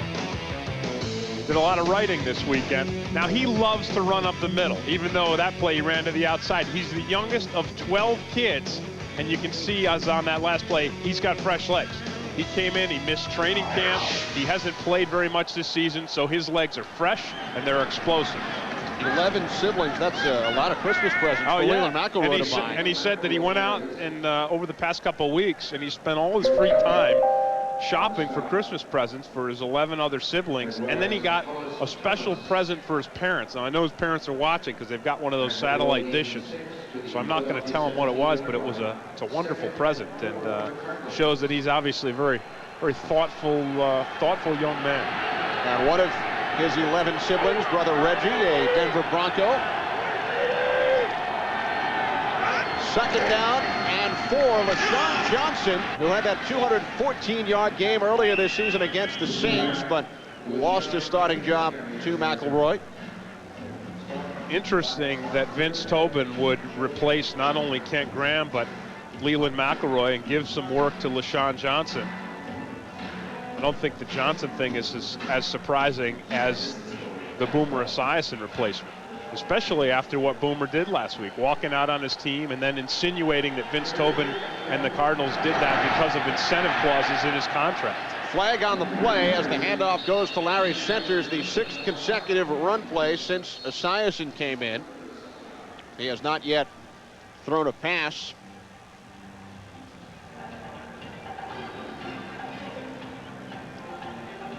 Well, 12 penalties in the first half. This the first Holding of the second half. Offense number 75. 5-yard penalty. Lomas Brown again, his Yeah. third penalty of the game, and he's headed to the Pro Bowl. Yeah, and Mike Mamula obviously giving Lomas Brown headaches today. Here he is right here. There's Lomas. He's on Mamula, and he gets a hook under him. I don't see the holding on that. I think maybe they had the wrong guy. Well, speaking of Guy, Lomas Brown's cousin is Guy McIntyre of the Eagles. So the cousins going up against one another today, at least their teams are. Boy, leave it to you to know the genealogy of Lomas Brown.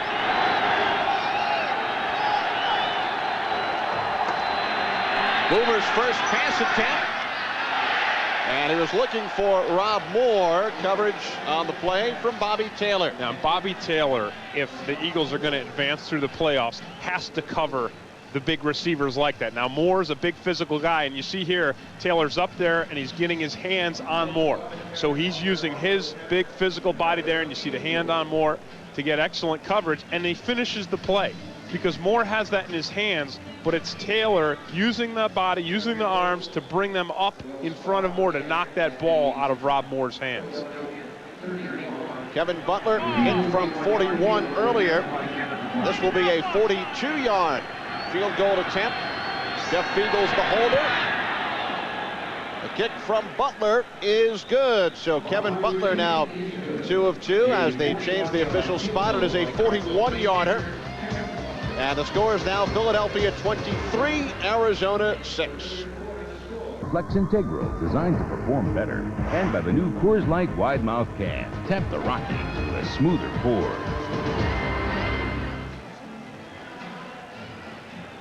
A 23-6 lead for the Philadelphia Eagles as they look to make it 10 wins on the season as they await their wild card playoff game next Saturday or Sunday. Short kickoff by Butler, and the Eagles will fall on it at the 32-yard line. Well, Kenny, you've seen me writing books and putting these book-ons on all kinds of players, and, you know, this is my first season with you as an announcer, so it would only be appropriate if I put together the book on Kenny Albert. Oh, what a handsome-looking guy. Now, faster than a Pentium chip. He downloads his brain like a computer. He's Gretzky's NFL guru. Kenny, of course, the voice of the Rangers, and on the plane trips, Gretzky gets inside information about the NFL from Kenny Albert. And he always forgets his gym clothes. Now, and your wife Barbara is here in the booth, and I told her that during the course of this season you were going to lose about 15 pounds. But, you know, working out with me every day, but you always forget your gym clothes. And so I think you've only dropped about 3 or 4. I brought the gym clothes this week, but you dragged me to about 5 restaurants. We didn't have time to go to the gym. Well, you got to eat hard on the road. You know, you got to eat hurt, and you got to have a good time when you're going around with a Fox crew. Well, we weren't hurt, but we sure did eat. Yeah, we did. We did. I just got a number from our stats guy that says you actually added 20, but I don't believe that. Is there a scale in the booth? Tim Green always up to his tricks. Now the Eagles from their own 33-yard line as Detmer's pass is right on the money. It's Chris T. Jones at midfield, a first down. And right now for a McDonald's game break. Let's return to James Brown at our Fox Television Center. Then a good game at Lambeau Field. Brett Favre tossing his 37th TD of the season. This one to Dorsey Levens. Packers up by 7.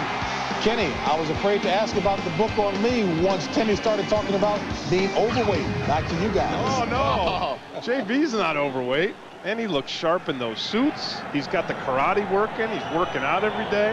Well, you know, Terry and Howie and Ronnie were all over JB during the Thanksgiving Day game. I guess he mentioned his personal trainer on the pregame show.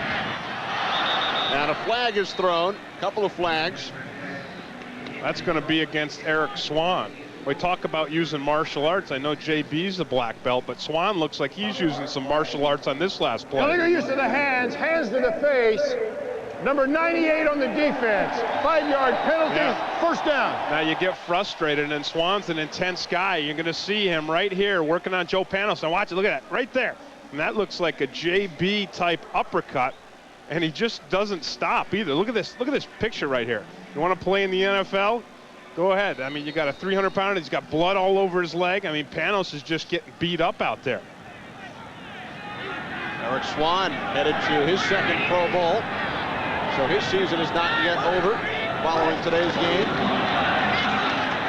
As flags come flying, once again, Charlie Garner took the handoff from Detmer. This time it's Simeon Rice offside. So the penalties just never stop in this game. Offsides, defense, number 79, 5-yard penalty, still first down. Rice with 12.5 sacks this season, which has tied the NFL rookie record. And what an interesting young man. I mean, he came to the NFL prepared to play, probably as good as any rookie coming out of college. And he had a holdout. He got into camp late, but once he got into camp, he showed that he was, that he meant business by working out and running sprints on his own after practice. And that really impressed the older guys on this Arizona defense. Eagles send out 4 wide receivers, but Detmer finds Calvin Williams inside the first down marker. Williams' second catch of the game. The thing that Simeon Rice has, Kenny, is incredible athletic ability. He really has the body control of a Panther. And you see there, all-time rookie sack leader, tied with Leslie O'Neal. And this guy is going to be a force in the NFL for years to come. And he doesn't even know everything that he's got quite yet because he still is a rookie. Waters scampers ahead for a couple. As we approach 8 minutes remaining in this third quarter. The Eagles jumped on top early, just 41 seconds in following the Mamula sack. He scooped it up and scored his first career touchdown. One of only 2 touchdowns so far today. The rest have been field goals, 3 by Anderson and 2 for the Cardinals' Butler. There you see Hollis Thomas, one of the big defensive linemen. And when you're a defensive lineman, this is what happens. I mean, you get that head bare, and all of a sudden the steam starts coming off of it. Where's that steam coming you're from? working hard. From his head. That body gets overheated. I mean, it's cold out, but when you're that big and you're on the inside and in the trenches, you work up that body temperature, and it's got to come out somewhere, so it comes out of your head as soon as that helmet comes off. Eagles call timeout. When we come back, we'll ask Tim if he ever had smoke coming out of his head. Capital on Fox NFL Sunday. This is what football's all about. This is what the NFC's all about. The Dallas Cowboys are building momentum into the playoffs, while the Redskins look to avenge a Thanksgiving Day loss. Terry Allen walks in for the touchdown. The Cowboys are ready to make another Super Bowl run, as the Skins will try to end the season with a victory. It's a Fox NFL Sunday doubleheader. The Cowboys take on the Redskins later today. Get ready for the all-new Bundy Christmas special. Jingle bells, jingle bells. Bless you. Married with Children, part of a full hour tonight on Fox. Charlie Garner with a sprained left ankle. Off on the Eagles bench. So, Tim, any smoke coming out of your head during your playing career? Not mine, and not Charlie Garner's. He hasn't been out there enough to have the smoke coming off of his head. And he's not big enough. I mean, Hollis Thomas is big enough so that he doesn't have to be out there very long to get the smoke going. First down from the Cardinals, 33. Irving Fryer inside the 10. Coming into this game, Ray Rhodes and John Gruden, the offensive coordinator, wanted Ty Detmer to get the chemistry back between himself and his wide receivers, and now he's got it. Because there's Irving Fryer. He stops up short, makes Eric Hill jump the route, and then he continues. Now, if you remember last week's game, if you saw the Philadelphia Eagles, they were not in sync. Detmer and his receivers that had the chemistry was imbalanced. Now he's got that chemistry back, and that's what they need going into the playoffs. Rookie Waters takes the handoff down to the 7, and right now for an NFL game break. Let's head to James Brown, our Fox Television Center. All right, Kenny, Jacksonville's lead is cut as Bobby Hebert finds Eric Metcalf. It is now a 6-point game in the third. Well, you know the importance of this one. Can't be a tie here if Jacksonville wins. Chiefs up by 3. Kenny and Tim. Well, 9-6. It could be heading for overtime. Well, and the Falcons could still come back because Bobby Hebert at quarterback position is never going to lay down no matter what time of the season or what the score of the game. Here's Waters cutting back. Remember last year, Tim, on the final day of the season, Bobby Hebert led the Falcons to a victory over the 49ers. Yeah, that's right. And got the Falcons into the playoffs. Now, of course, the Falcons are a long way from the playoffs, and June Jones, the head coach, is getting ready to pack his bags and ship out. But they still could win that game. Next Sunday here on Fox, one of the NFC wild card matchups. So check local listings. The other NFC wild card game will take place on Saturday. 3rd and goal from the 8-yard line. Jason Dunn in motion.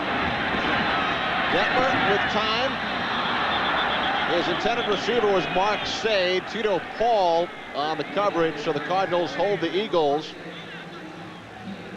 They had 1st and goal on the 9, but could not reach the end zone. So Gary Anderson, who has already hit 3 field goals today, will look to make it 4 of 4. I saw Gary Anderson down on the field before the game, and I couldn't believe it because he's still wearing a uniform. And I know he's only a kicker, but when I can remember being a kid growing up in the Syracuse area where he kicked and then being recruited to Syracuse University, and I saw him then, and now I'm seeing him now. And of course the game's come and gone for me, but Gary Anderson is out there before me and he's out there after. It's like one of those guys who'll never quit, never stop. You played 8 years. Anderson in his 15th season hits from 26, extending Philadelphia's lead.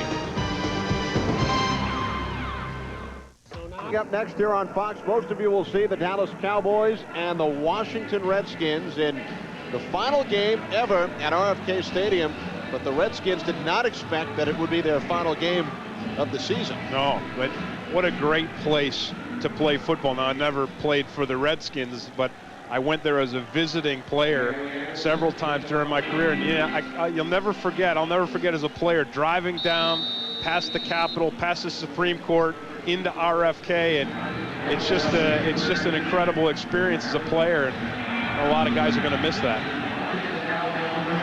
Dowdell out across the 30-yard line, and the Cardinals will take over once we return to the vet. But flags, no flags, extracurricular activity. We expected flags, they were not thrown. There's a flag, Tim. Brought to you by the car that's here today, here tomorrow. The new Galant from Mitsubishi, built for living.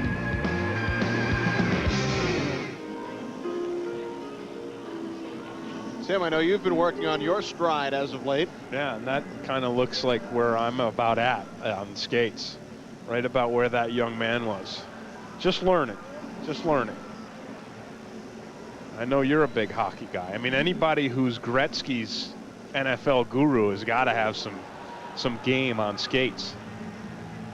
I'll have to admit, a couple of weeks ago on a flight, I was reading the Arizona Cardinals weekly notes, the weekly release, and Wayne Gretzky wandered to my section of the plane and he wanted the inside scoop. Caught exactly what I was taking a look at and shouted about the Cardinals. Here's Boomer.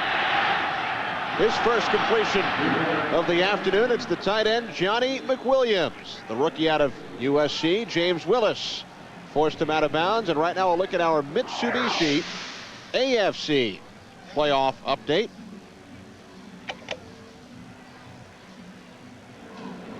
course, the division champions, Denver, New England, and Pittsburgh. Denver with the home field advantage throughout the playoffs. And then Buffalo, Indy, and Kansas City control their destiny. Although, as we said, if Jacksonville wins and the Kansas City-Buffalo game ends in anything but a tie, Jacksonville will go to the playoffs. And the loser of this game, which looks like going to be Kansas City, will go home. Now, Jacksonville looks like they're going to win that game against Atlanta. Though, as I said, you can't count Atlanta out with Bobby Aber at the helm. And what a great story, Tom Coughlin in his second year with the Jaguars. Boomer dumps it off. Leland McElroy has the first down. William Thomas made the tackle.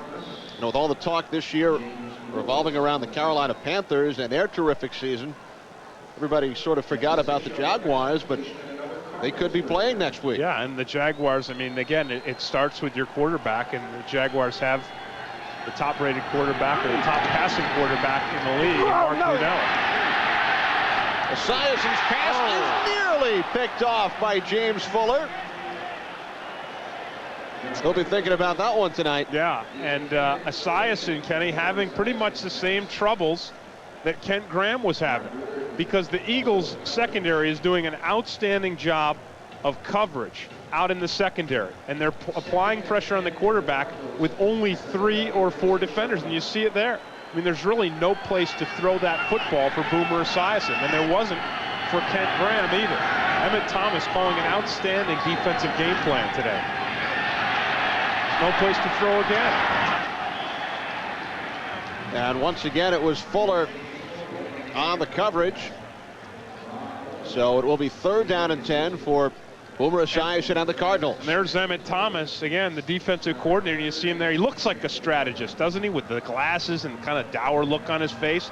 And again, he only rushed 3 on the last play, and he's dropping a lot of guys, a lot of his Eagles defenders into coverage, giving the quarterbacks absolutely no place to throw to. And Emmett's name has been mentioned as a potential head coaching candidate in the National Football League. Esiason lifts one downfield in the vicinity of Frank Sanders, but and he's got no place to go again, Kenny. And Emmett Thomas had it right. I mean, he really had an outstanding plan. And what's happened is, all game long, the Eagles have done a nice job of double covering Arizona's wide receivers, because that's really the strength of their passing game. And Jim Fossil's receivers, he knows he's got Rob Moore and Frank Sanders. He wants his quarterbacks to get the ball to them. But with 2 guys on each of them, he's not been able to do it. Now the Cardinals will go for it on 4th and 10.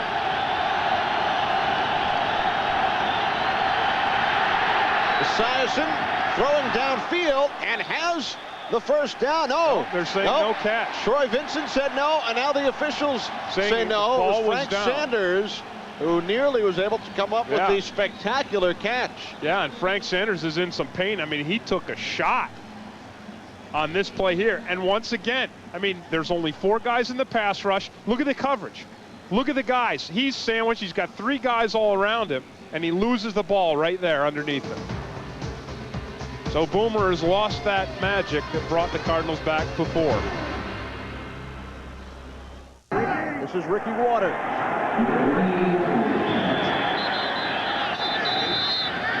Well, Kenny, over on downs because Frank Sanders, you see on the sideline here on that last play, drops this ball. And watch this. This is a perfect picture of it.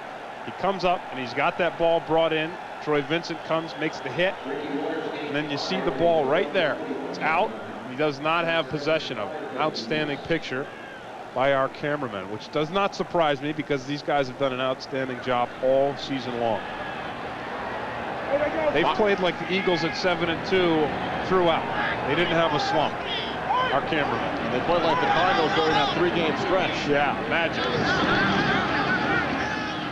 On 2nd and 5, Chris T. Jones pulls it in. Well, you talk about offensive chemistry. That's chemistry. I mean, that's molecules and atoms sliding into place.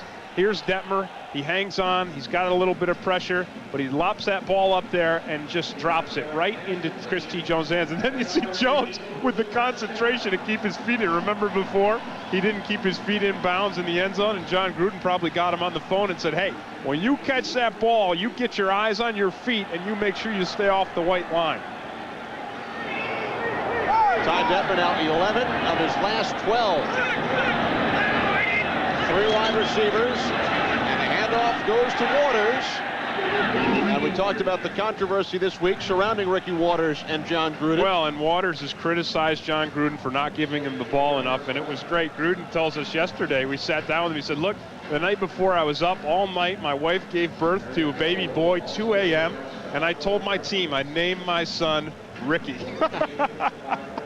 Of course, he didn't name him Ricky because those two guys certainly have a bit of animus between them. Now, the newest Gruden is Michael James. Yeah, that's right. It's John and his wife, Cindy. A lot more appropriate than Ricky. But that really broke the ice in yesterday morning's meeting with the offensive unit. Wide open, Mark Say for another Eagles first down. And again, Kenny, it's the chemistry that this Philadelphia Eagles offense wanted to get back into place. Now, coming into this game, Arizona felt that they could disrupt Ty Detmer by getting pressure in his face immediately, because Detmer's only 6 feet tall.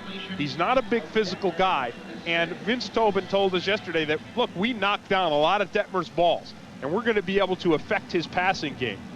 But so far, they have not affected his passing game in the least. Detmer looking very sharp and operating this offense with the efficiency that he's going to need for the Eagles to advance through the playoffs. He's used 8 different receivers, and this time keeps it on the ground with Waters.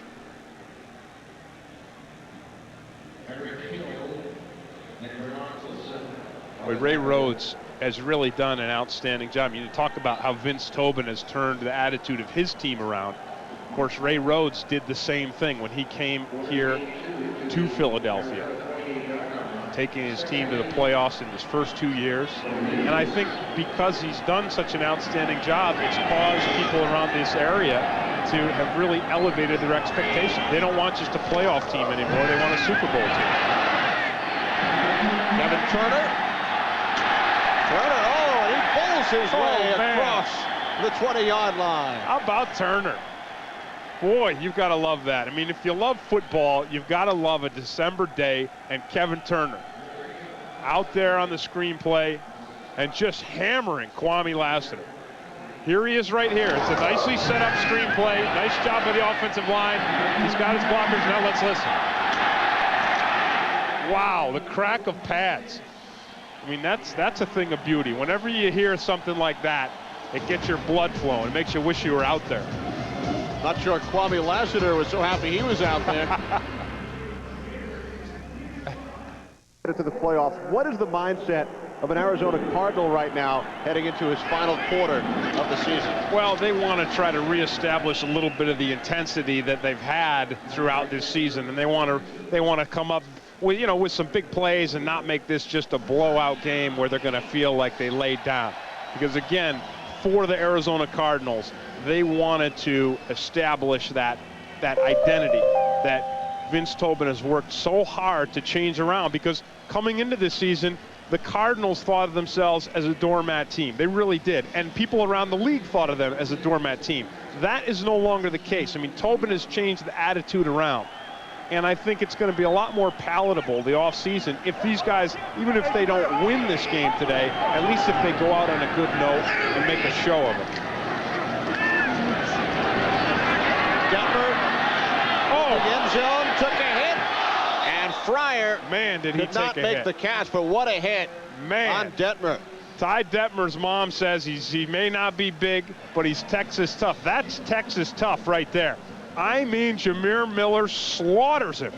Watch Detmer. I mean, this is unbelievable. Here's Jameer Miller. Now look at the head of steam Jameer Miller gets picking up. He gets that ball up and he hits him right in the head. I mean, that could have been a penalty easily, because you're not supposed to hit the quarterback in the head, but listen to it. Man, that is about as brutal as it gets. And look at Detmer, knocked his chin strap off. Looks like it didn't even faze him. A pitch back to Ricky Waters. he is stopped by the combination of Eric Hill and Jameer Miller. Well, the Green Bay Packers lead Minnesota 31-10. So as long as this score holds up and the Packers hang on to their lead, the Eagles would play the second-place team in the NFC West. And if Carolina also wins today, that would mean the San Francisco 49ers. So right, but if the Eagles, the Panthers, and the Packers, who are all winning right now, hold on to their leads, it would be San Francisco. So you've got that Pentium chip going again, and you've lost me. Well, we'll have James Brown check it out for us in just a moment. Detmer throws it away. And here we go, McDonald's game break. Back to our Fox Television Center and JB. And here we go to Jacksonville. Take a look at this field goal, Kenny and Tim. You think it's Jacksonville's day? A doink that's good. I'd say it is. 19-10. Jacksonville Bills up and threatening as well. Back to Kenny and Tim. So it looks as though it will be the Bills and the Jacksonville Jaguars into the playoffs. Which would mean the Chiefs would go home. And Gary Anderson looking to make it 5 of 5 this afternoon. This will be a 39-yard attempt. Anderson from 39.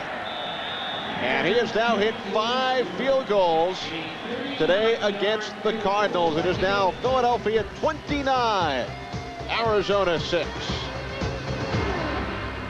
Bell Sunday is brought to you by Digital Equipment Corporation. Digital, whatever it takes. By Dockers Khakis. Hey, nice pants. And by Zantac 75, the final word in heartburn relief. Kenny Albert, Tim Green in Philadelphia, where Gary Anderson has kicked 5 field goals. Last time he accomplished that, October of last season in New Orleans. His personal record is 6 in 1 game. Anderson kicking off to Leland McElroy out across the 30. So the Cardinals will take over once again. Excuse me, Tim, it's my turn to use the telestrator. Okay. You know, I've enjoyed reading your books all year. I put a book together, too. So here we go. It's the book on Tim Green. There he is. 1986 first-round draft pick of the Falcons. In 1996, a first-class eater. And I may forget my gym clothes. Tim Green always forgets his socks and his belt. No, I don't always forget my belt. I always forget my socks. But fortunately, you, Kenny Albert, have so many socks because you don't have any. You got so much room in your bag. You leave the gym clothes home, so you got about 10 pairs of socks. So I never feel a great amount of pressure to pack my socks. I know that I can always count on you for some dress socks. Of course, Peter Bleckner, our director, was nice enough to give me a package of socks for Christmas. Extra socks for Tim. I got the socks. All right, I'm going to have to get you some gym clothes out of my bag, though. Now 2nd down and 6 for the Cardinals. And Boomer took a hit as he lets one go. Double coverage on the play. That's what it is. And if you look at what the Philadelphia Eagles have done, they've just rushed 3 and they've dropped 8 into coverage. Now here they are. Here's the 3 guys up front. You're going to see them. So that means everybody else is back in coverage. And that gives the Philadelphia Eagles the luxury of double covering each and every wide receiver. So Boomer is not having any success as Kent Graham was not having earlier. Graham 4 of 15, Boomer 2 for 9. Of course, Boomer left last week from the team saying that it was because of incentives that the Cardinals didn't want to pay him, but he's having an opportunity right now to get some of those incentives.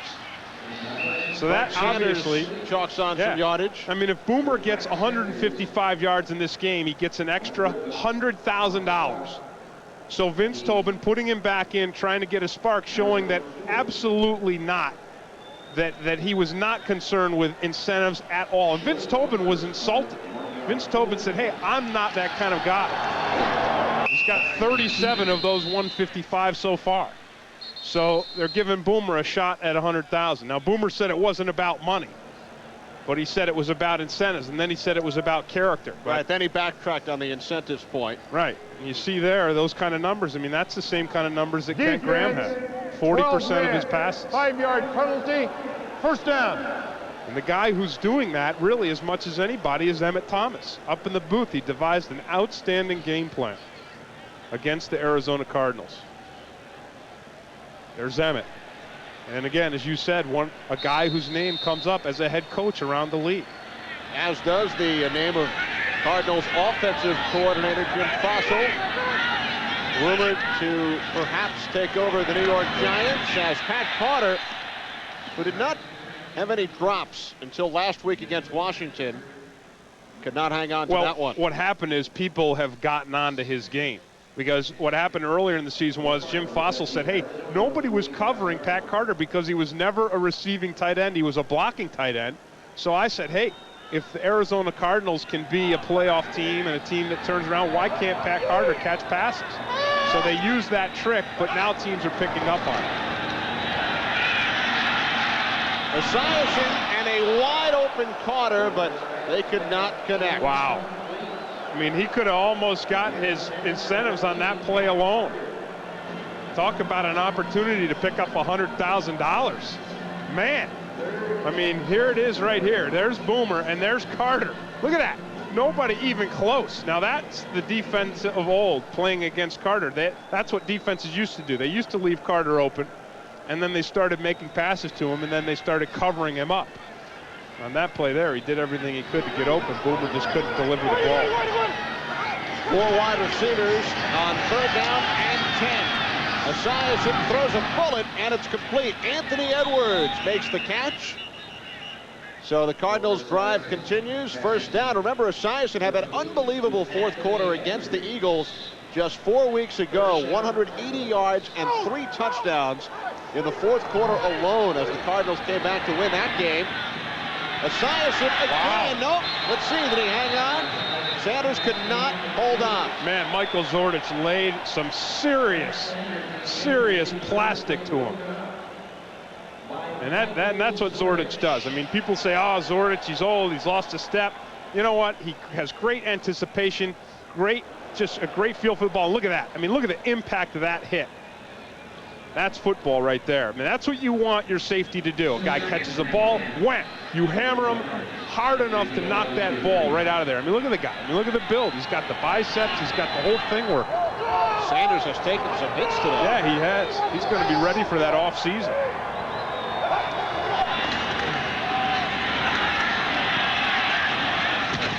To the sidelines, it's Anthony Edwards. And another Cardinals 1st down.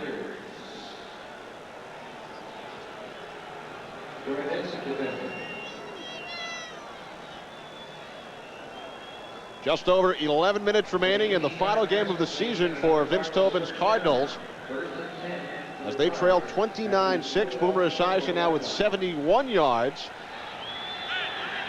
You mentioned that incentive when he hits 155, when and if.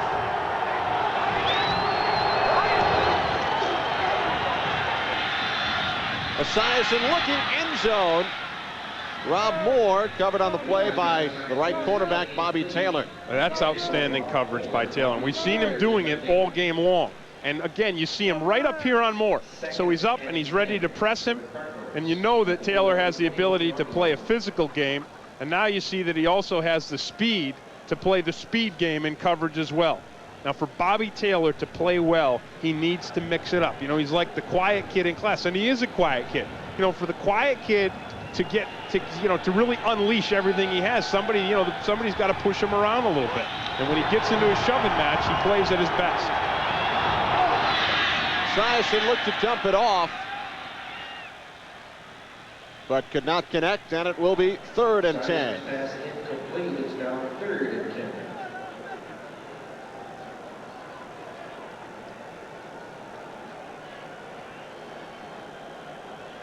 Esiason checking with offensive coordinator Jim Fossil. 3rd and 10. 3 Cardinal wide receivers.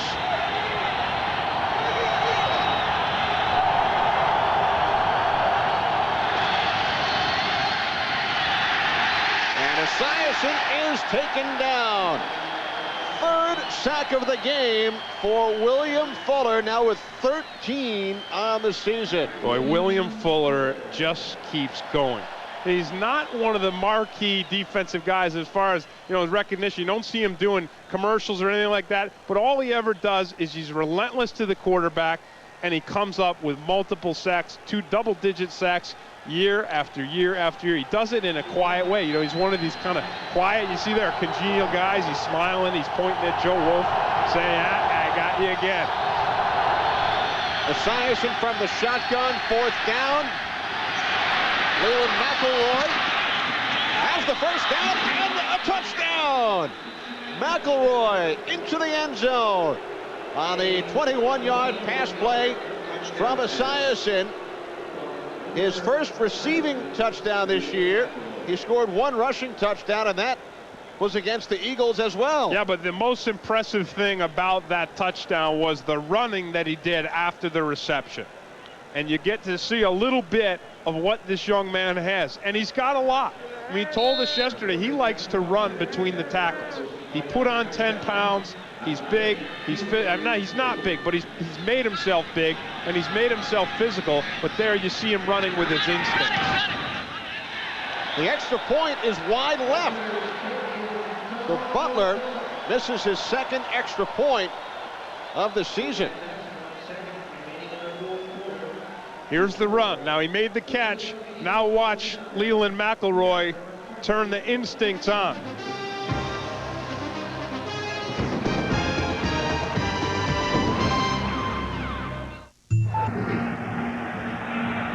This will roll all the way into the end zone, where Derek Witherspoon will go down to one knee.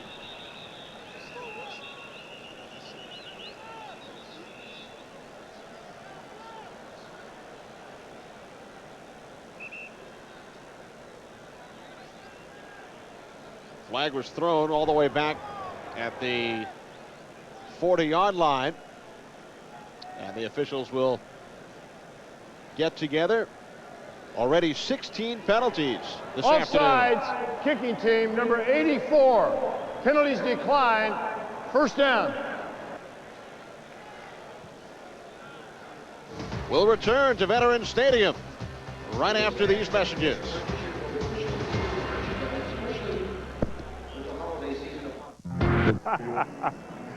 Oh, Jeff Moore, our BA, the man in charge of the graphics all year. Is it lame? Well, it was kind of lame. We're not going to worry about our jobs from Jeff, but nice job, Jeff. Nice work. It was fun working with you to see. That was only their first take, however. That's true. Yeah, we usually get a couple takes before we go with it up here. And of course, in our final game of this 96 season, we would like to thank some of the members of our crew who have enjoyed this 1996 season. Jamie McCombs, Mike Montavani, the Senator, Bill Murillo, Jay Clark, Bill Sullivan, Terry McIntyre, Keith Pappas, Susan Vicidio, Tim Walbert, Steve Baldwin, Gene Matthews, Michael Address. 2nd down upcoming, 2nd and 4 for the Eagles. Who lead the Cardinals 29-12. Waters around left tackle. Of course, Larry Barbat-Solis. Our producer, Keith Pelly. Colleen Collivis, Jeff Moran, Dave Clancy, Brent Wallace, Barry Hockhazer, Eric Merlis, Ben Boma, Dave Brooks, and last Tim, but certainly not least. No, I think you got everybody. I think that was it? Yep. Not missing anybody, huh? Oh, the director. Of course we are. Peter Bleckner. The man who loves to get his name out on the airwaves. We almost forgot him, Kenny. But how could you? He's done a great job all season. We had it the whole time. Irving Fryer makes the catch, took a hit for the Eagles' first down, and Irving lets the Cardinals know about it. They talk about a guy who really not only turned his football career around, but really turned his life around. Irving Fryer, of course, played for many years with the New England Patriots and then down in Miami, but somewhere in there, his life seemed to be off track, and he got it on track. Now he's an ordained minister, very religious man. You see there that he's had an outstanding 13-year career in the National Football League. In fact, with that last catch, as Waters takes the handoff, he moved up to the number 11 spot on the all-time NFL receptions list with 650 in his career. Now acting as the peacemaker between Jason Dunn and Michael Bankston. And that's exactly what you'd expect from an ordained minister. I mean, you know, he sees a little conflict out there and says, all right, you know, let's just settle down here. Jason Dunn, the rookie tight end, who Ray Rhodes swears is going to be an incredible talent in the National Football League. And if Ray Rhodes says it, I would tend to believe it. He speaks with authority. Waters using a stiff arm on Bernard Wilson. Another Philadelphia first down. You know, it's really amazing to me that Ricky Waters cannot control his outbursts and his emotions and act a little less selfishly than he does, because he's an outstanding football player. He really is, and he does these kinds of things. He makes these kinds of runs, and he's just been an outstanding player for the Eagles, but he has spoken out so often against his teammates and coaches that it just makes you wonder. I mean, the Eagles have a hard time swallowing what he has to offer, even though he's such an outstanding player.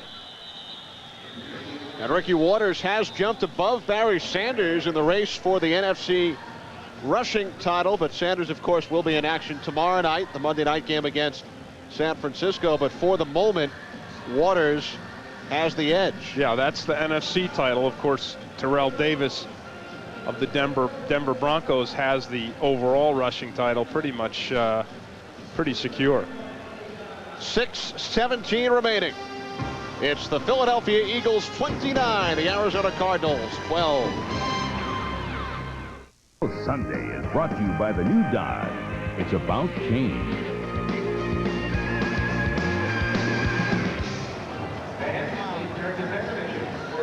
Back in Philadelphia, Kenny Albert, Tim Green. The Cardinals with 6 minutes 17 seconds remaining in their season, as it looks as if they will finish 7-9, a 3-game improvement on 95. As Detmer's pass is picked off by Aeneas Williams. Aeneas racing down the sidelines into the end zone. Well, we talked about it earlier in the game, Kenny, and I said Ty Detmer cannot throw that ball unless his receiver has clear separation between himself and Aeneas Williams. Because remember, I said it, if Aeneas is close, he has just an incredible ability to change direction and step in front of those passes. And you see it there. It's Chris T. Jones, and Jones did not have the separation that he needed. Now, you know that when Aeneas Williams is on Irving Fryer, he's been giving him a little bit more of a cushion. But when Aeneas sees 82 instead of 80, he's going to narrow that gap. And Detmer lost sight of who he was throwing that ball near. 65-yard return. Williams' 5th career touchdown and his 6th interception this season. And now you have to know that the Cardinals are thinking, hey, we could pull one of these last-second wins. Remember, Butler missed his last extra point, and that could loom